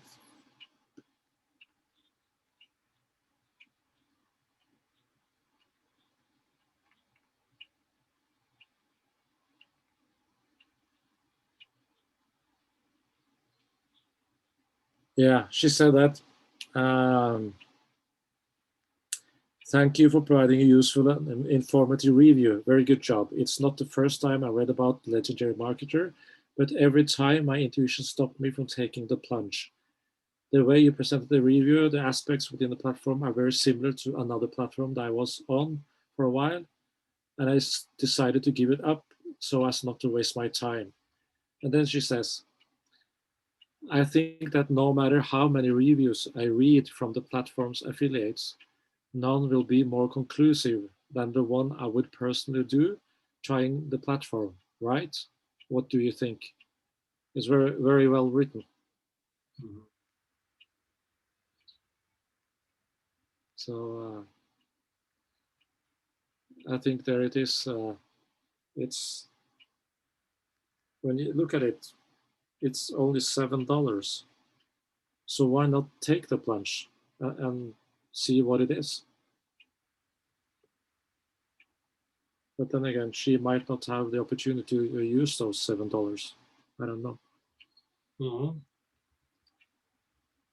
It stuck with me a little bit. The thing that the best review would be the one that I do myself when I have first taken the plunge and done the challenge.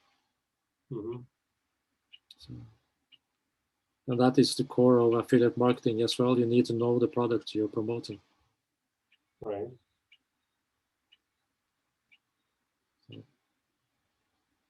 That was the other thing that helped discourage me from doing my website, with the reviews and such.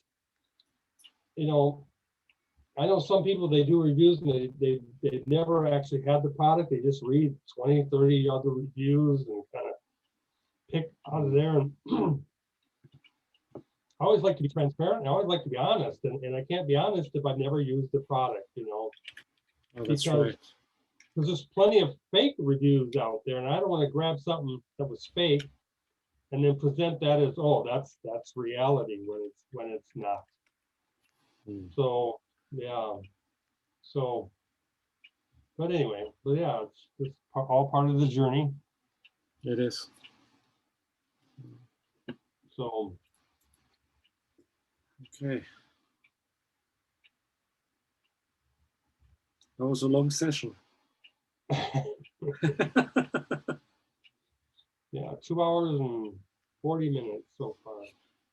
So yeah, well, I appreciate you taking the time, and I should be able to send you a copy of this recording as well. And I probably will post it on my YouTube. But before I do that, please send me whatever you would like to be included in the description for this video.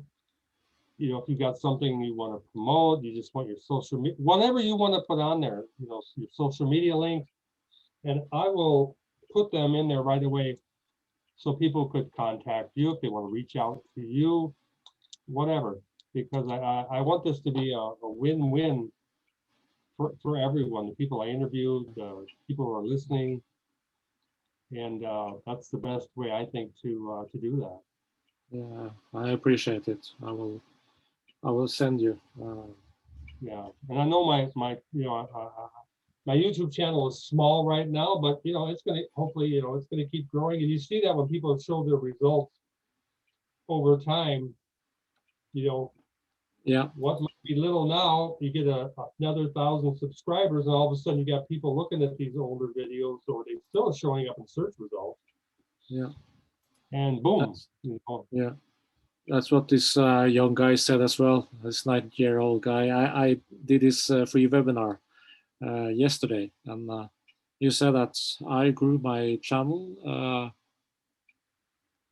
It took me a little bit more than 2 years to grow it, and he's gotten this silver and gold, silver recognition from YouTube and gold recognition from YouTube as well. Oh, okay. So he's done quite well.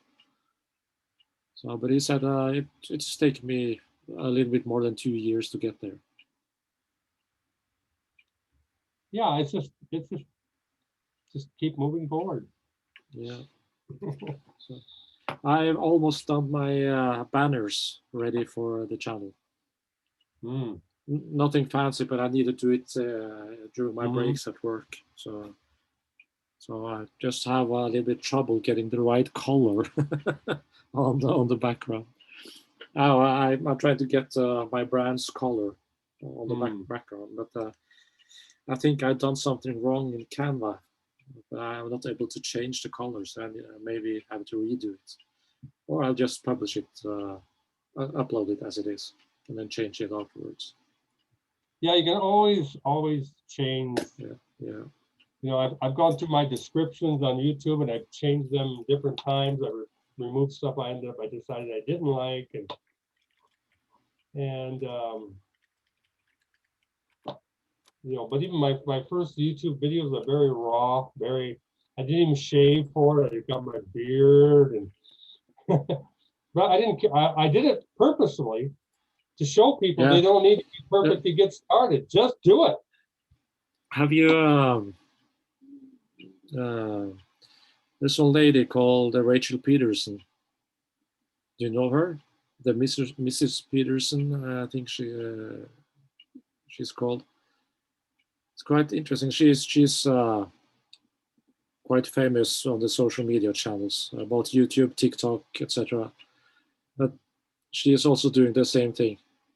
She starts recording just out of bed or something, and sometimes hair is all around like this, and she's there. She's herself, just doing her stuff. Because that's what people are afraid of. They're looking. They think they got to be perfect, and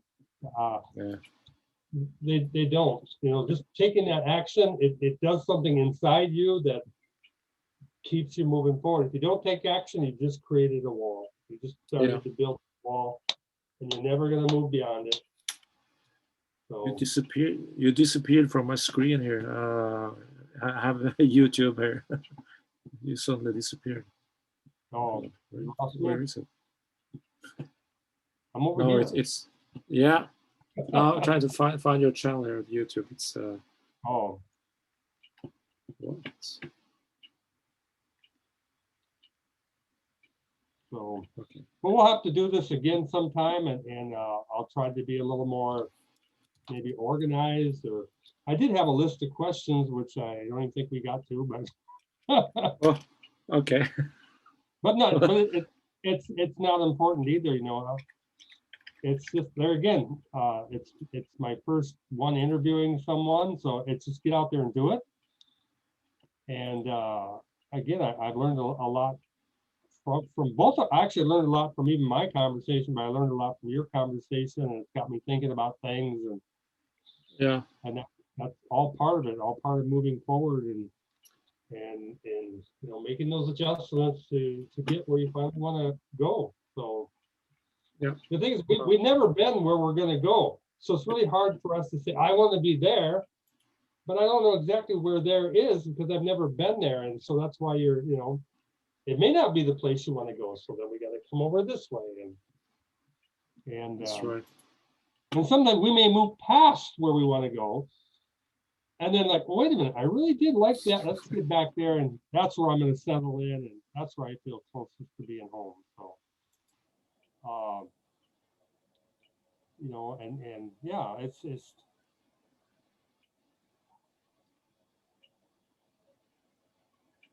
yeah.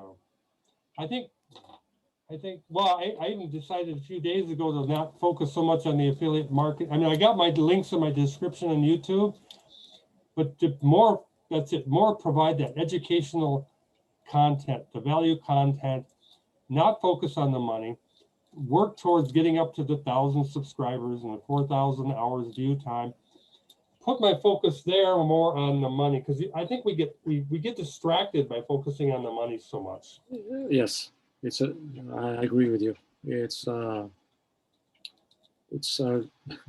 big distraction. Yeah. So. Okay. And you see it when people start on relative affiliate as well. A lot of people ask, okay, how much money do you make? When can I expect to see some money? Yeah. It's understandable that they ask, but then again, yeah, that's a question we can't answer because we don't know. Everybody's different, you know. We can't. That's right.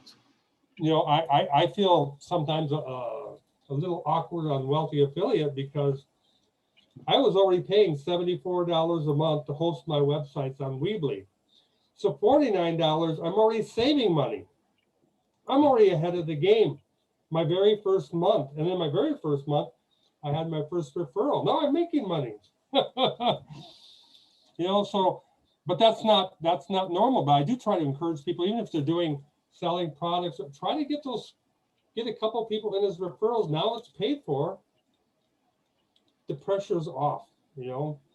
You know, because people were, I'm spending this money to spend it. Well, just a couple of referrals and it's all free. Or there's so much. You get the community, you got the hosting, you got the keyword search tool. There's so much value from the regular premium membership.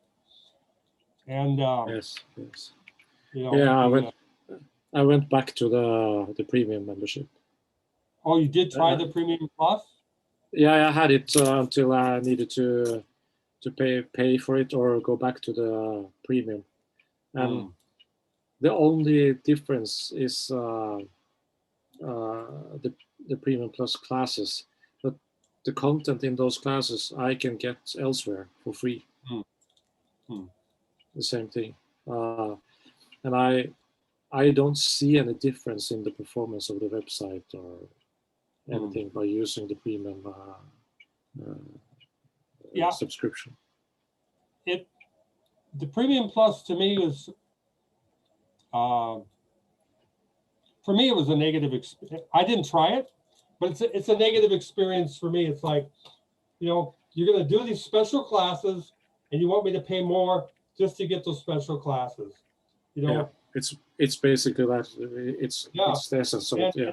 I honestly, I feel a little insulted by that. But so it's like, no, I don't care if I got the money. That's not worth it. You know, and now they, you know, we log in and they flash, here we got these classes coming up, and well, that's great, you know, but plus if somebody's really working the business, you don't have time to be watching all these classes. You should be working your business and building your website, and you know, your first few months in Wealthy Affiliate, you might be doing a lot of watching and training, but that's not the kind of training unless I really have to look up something. I will go to Wealthy Affiliate first to see if somebody has provided training, and I do the same thing.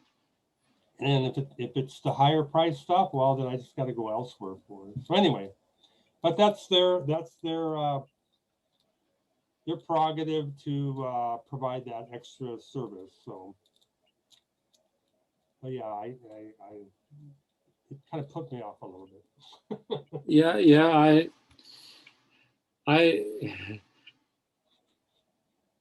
it put me off when they announced it.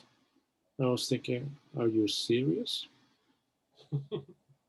And then I was thinking about it. Okay, I can try it for free. Okay, I will try it for free a couple of months and then see what's happening. And then I was thinking to myself that, okay, there's two benefits from this. All that technical stuff, that won't matter. That doesn't matter to me. But got extra classes. I got everything gathered. I could go one place to get to the material. So that was one bonus. And then I saw that the commissions are a bit higher, as it is on Legendary Marketer as well when you go pro on the affiliate side. I thought, okay,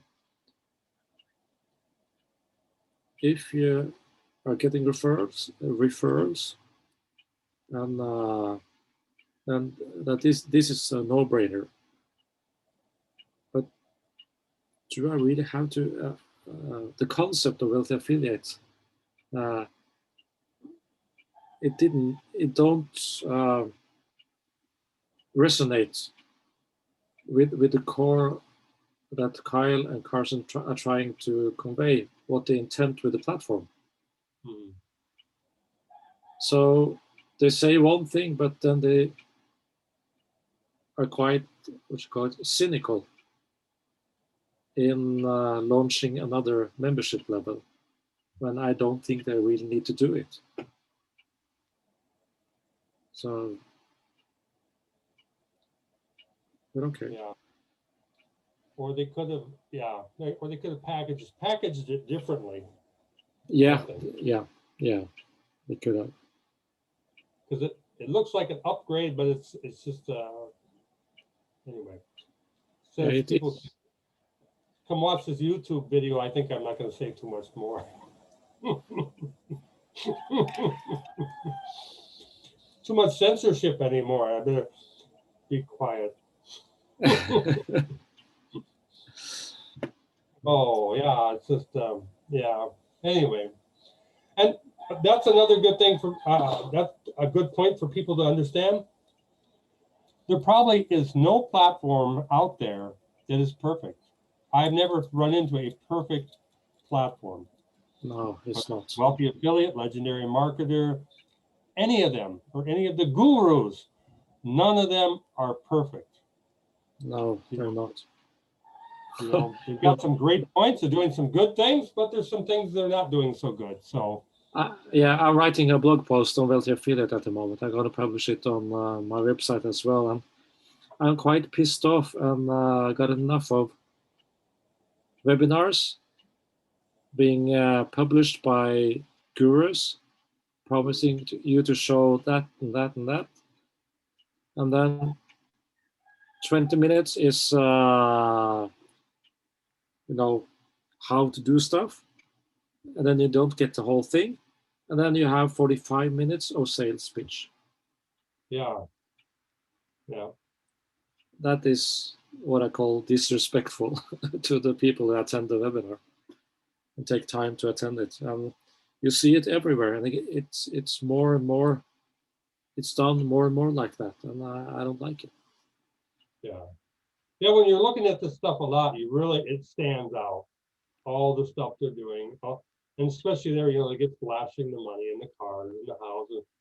And then you hear about the fake stuff, and it's, you know, it's well, I think your book pointed it out where people are getting more cynical. That's the thing is, you know, you need to be more transparent, more honest, provide more value up front, because, you know, it's just like a big smoke screen, these other things they're putting up just to get your money. And you know, and then there is the upsell and, you know, blah blah blah. Yeah, I don't mind the upsell, but as you say, that it's the way it is packaged and how you do it that's very wrong. So or when the upsell is necessary in order to tap into things. Legendary Marketer, you didn't need to do an upsell for anything. You know, you could do the $7 business challenge. You can be an affiliate. You can become an affiliate. Now, some people have to wait months to become an affiliate, but you know, I got approved right away. But maybe that's because they thought I was going to buy the blueprint. yeah, I was approved at once as well, but that was due to you did the 15-day business challenge, right? Yeah. I think if you do that, you are automatically qualified for it because you have done the training, which they require. Yeah, and I guess I suppose it's because some people I've heard it, they had to wait months to get approved, but it could be they had, you know, no experience, you know, maybe not focused. Well, then I could understand that. Whereas, yeah, I've been doing this. I've been doing online business for years and years and years. So, you know, so it's just, you know,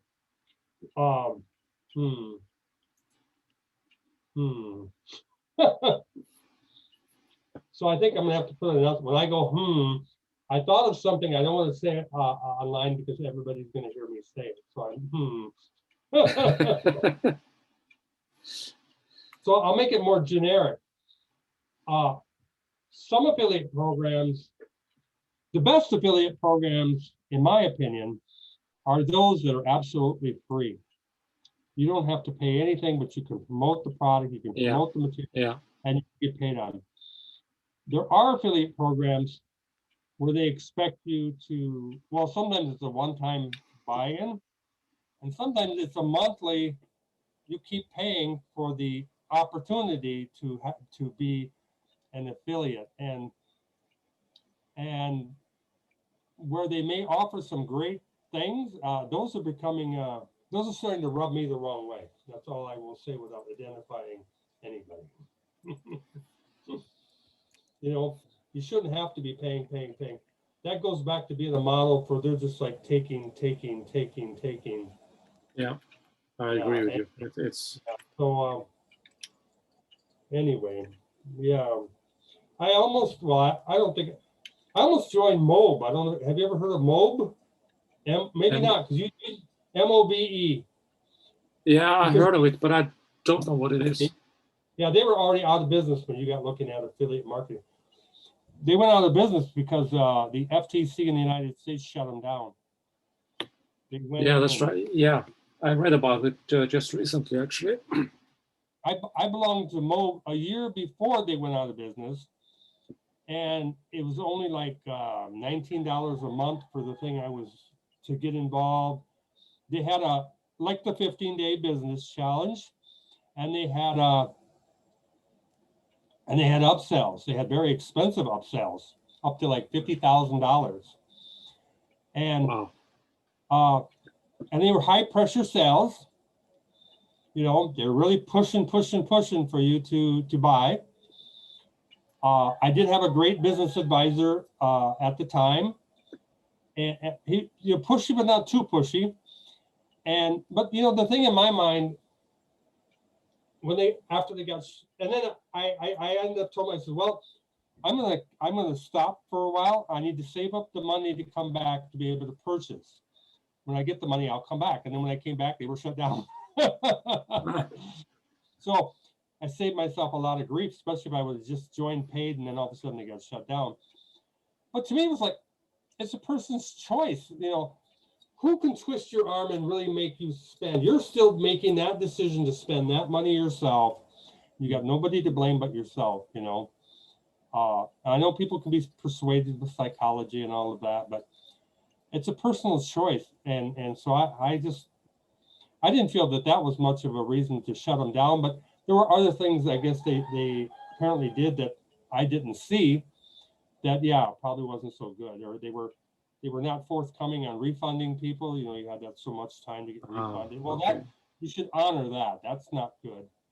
Anyway, they got shut down, and but I kind of like from what I saw, but that's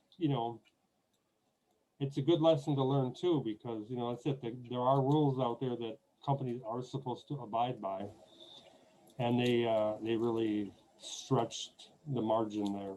So anyway, so it's I should probably let you go. It's 3 hours, and nothing wrong, but we can come back, and I'll probably post the whole thing on YouTube, and probably some point in the future I could come back and edit our video too. We could take where we are talking about business, we could edit that into one video. We could talk about we could make a couple different videos out of this potentially in the future. Yeah, when I get my team here to do the editing.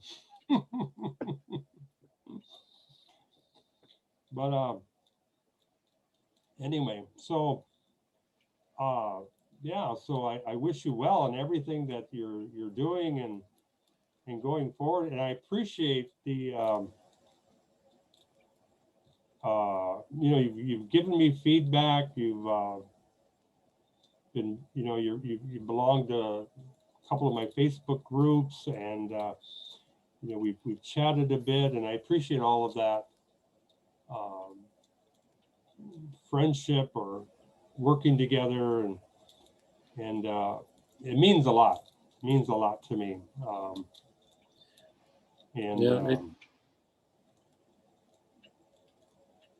It goes back to that goes for me as well. It means a lot to have the possibility to exchange views of opinions, advice with somebody you can trust, is genuine and is serious with what he does. Yeah. And that's where you build that in affiliate marketing, and that's where you're gonna do well, because just like this book that Roy referred me to here this last week, there was no affiliate linkage or nothing. He's just, hey, I'm reading this book. It's really good. I can't, just it's got his attention. And that was enough for me to go take a real serious look at it. and try it also. And that's what affiliate marketing is. It's a friend, recommending something that they like or they've used, and then you go purchase it and they get a commission. It's just a simple process. And so much easier when you built that trust, that integrity, that relationship, with somebody. So, because I know I was right on the page. I entered my name and email, and they wanted my financial information. Like, I don't know about these upsells, and I'm like, wait, they're trying to get back to you on that to find out. Did you like, I'm more curious. And then finally, I decided it was like $89 total. And I decided to make that my September birthday present. So if I don't like my birthday present, oh well, that's life. But $89 is not going to kill me. And so at least we're financially better off now. So I'm just going to do it. And I haven't even got into that material. The book itself was worth $89. So, yeah. And the book is good. And you got the bonuses with the book that I haven't even looked at yet. So it's a good deal. And yeah, and automation, I'm going to definitely look at that and try to paid advertising sometime this year. And I know that could be tough, and I might quit before I get, because you got it's trial and error in the beginning to find that target audience to where, boom, it's going to get selling, and it's going to pay for itself, but it's not an automatic thing. So, yeah, it's very interesting, and hopefully we can find a few other like-minded people, because that's where I kind of had that idea of the mastermind. Because when you get people like-minded, or even some people that are they got their little areas they're above everybody else, then you lift each other up all at the same time. And Think and Grow Rich talks about masterminds, and because it is a lot harder doing it by yourself. And that's where the Wealthy Affiliate community is great, because you don't feel like you're alone. That's right. It's more of a community than Legendary Marketer, because you can talk about anything, and you got our blogs we can create for Wealthy Affiliate, and it's a lot more inclusive, where Legendary Marketer is a little bit more narrow focus on things and sharing and that. But it's got its pluses though. They got them live events, live interviews every week, and live training. Just a lot of value there. Yes, it is. And so, and you're in Copenhagen now currently? No, I'm in Norway. Norway? Oslo, just north of Oslo. Okay. Oh, is there a Copenhagen, Norway? No. I don't know. Okay, I don't know where I got the Copenhagen. I saw it somewhere. You're thinking about Denmark, Copenhagen time zone, I think. Okay, sorry about that. No problem. Yeah, and Roy and I are almost cousins. I'm half Norwegian. Yeah. So on my father's side, his parents both immigrated from Norway in the 1800s, and later met each other and got married, and we've got that connection. So the name used to be spelled with a V instead of the W, and then it actually has a couple spellings. It's got VALLER, but VAHLER. So as somebody did some genealogy for the Wallers, and it's interesting how it goes back and how people were named, and sometimes named for their profession, or sometimes named for the person they worked for, and things like that, really. But I've never been to Norway. Have not made it there yet. It's a beautiful country. I'm patriotic, but objectively, it's a beautiful country. The nature is great, fantastic. It is. So it's worth a visit. I'm sure I would like it, because I love the outdoors and the water, and you got the fjords and the mountains and everything. The contrast between And even in the wintertime, it might be nice, for a short visit, but I think you wouldn't have enjoyed yourself a couple of weeks ago. oh, It was down to minus 20 degrees Celsius for a very, very long time, and several places it went below 30, minus 30 degrees as well. So yeah, I don't know how that equates to Fahrenheit, but I know a week or so it was like minus 40 Fahrenheit wind chill factor in Wisconsin. They had that really nasty cold front go through, and but it's always a great view from your living room. yeah, it is. Looking out the Yes, window it is. from your warm house. But yeah, they actually go out and get out there. It's but there again, that's where Wim Hof and learning about getting in touch with the cold.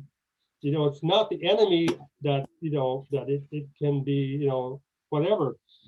And I wish I would have learned that years ago, because I got caught out in a really bad snowstorm and had to try to run home. Well, I made it home, but I buried my car in the snow, and I had like 15 snowdrifts down the road. I had to like run through, dig through to get, and it was cold. The clothes did nothing. The wind went right through your everything, and you're just freezing. Yes.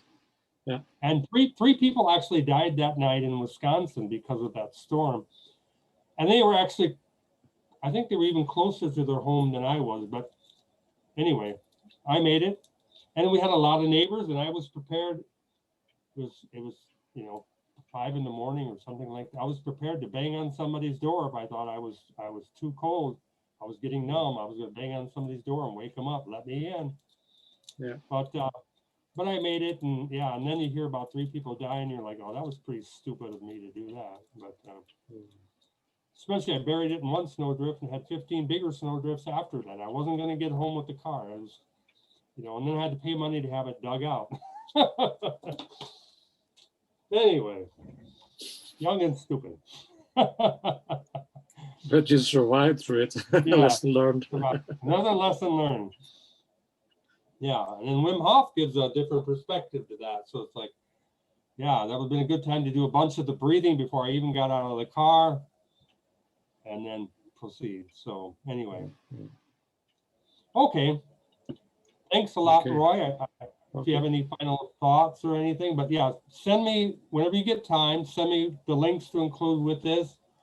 Yeah, I will send you a link of this recording. Usually Zoom, they process this, and they will send me a link to this, and I can send that to you as well, so you can watch the whole thing and have it for yourself. And it'll probably take me a few days to get it loaded up. We're going to have a brownout Saturday, 11 hours, no electricity, so no joy.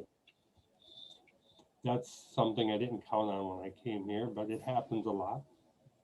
But when we move to our next more final place to live, I'm going to buy a generator. Then, boom, turn on the generator. We got electricity and air conditioning, and we're fine. Oh, yeah. It's very. I'm more proud of America as far as a country, and it's not talking about the government, but it's country, it's people, our way of life, and our living when I'm outside the country, because you realize how blessed you were being in America. Yeah. Hands down. And I'm sure there are pluses in some other countries have their pluses, but the Philippines really tries my patience on a lot of things. Dental work. You want to go get some dental work done here? Oh my God. It's a nightmare. And it's going to be painful. I miss my American dentist. But anyway, and the medical, and of course now with COVID, you don't even want to go to the hospital. So really have to take care of your health and avoid that. And so many, it's not what I expected, but it's an adventure. You just have to be positive. Again, have that positive story. You know, even though you see some negative or you interpret things as being negative, but it's positive. It's a lesson learned, growth.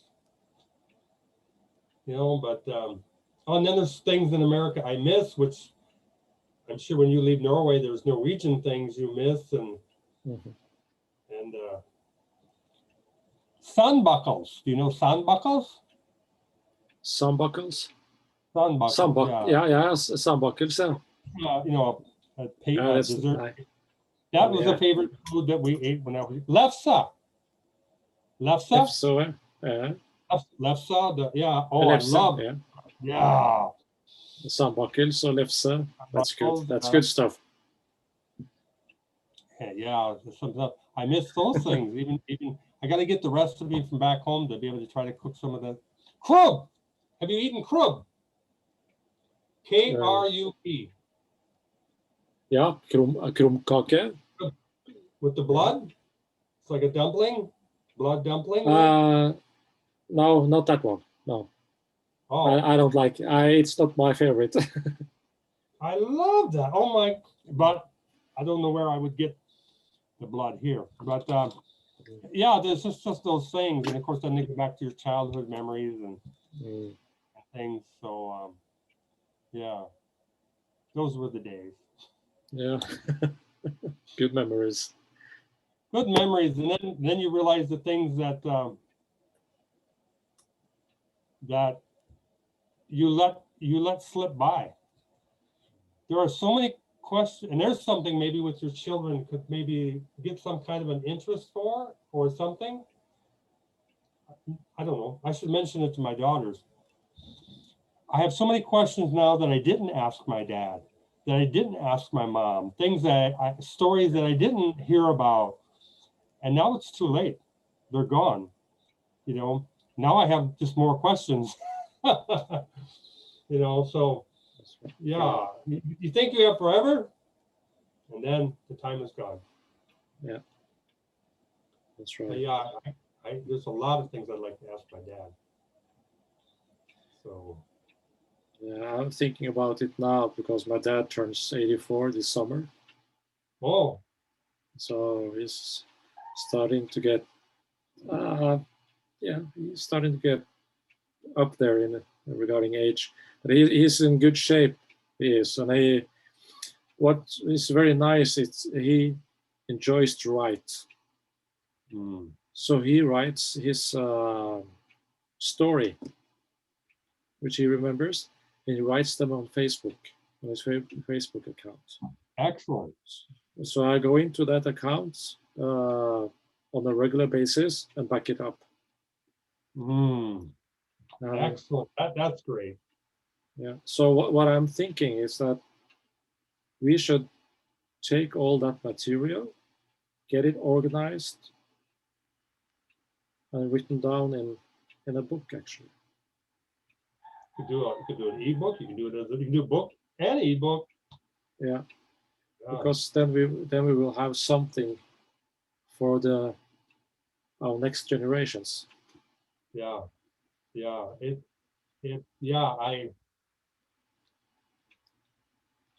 He's very. Sorry. No, that's okay. I really, that's I guess another regret, but a lesson learned the hard way. I don't know. I guess we don't like to think of them dying or passing away, or you know, my dad died when he was 70, and it was just a little unexpected, and mom died after I came here, and that ended up being a nightmare scenario. But well, he's still alive. If you got any questions at all, I'd take some time and have a chat. Yeah. So I keep in touch with my mom's best friend, and she's just turned 81. And she's like 10 years younger than mom. And so I'm able to pick her brain at least and find out more about my mom through her. So that's kind of nice. Oh, that's good. Yeah. And I've learned some amazing things. Yeah, so. Okay. We're never gonna get off. This is a never ending. No. Yeah, I did that on Spreecast. I didn't create the Spreecast. We had a 13-hour Spreecast. We had the record longest Spreecast in Spreecast's history. And I was there the whole 13 hours and, helped keeping guys awake. They're like, and we did it. And there was plenty to talk about. I mean, yeah, just lots of sharing and everything. But so anyway, I'll get you the information and you give me your information, and thanks again. Yeah. And we can do this again in the future. And for sure. Yeah, it's another step in our journey. Okay. Thanks, Roy. I appreciate it. Yeah. Thanks, man. Goes back to you. So take care. Yeah. Bye now.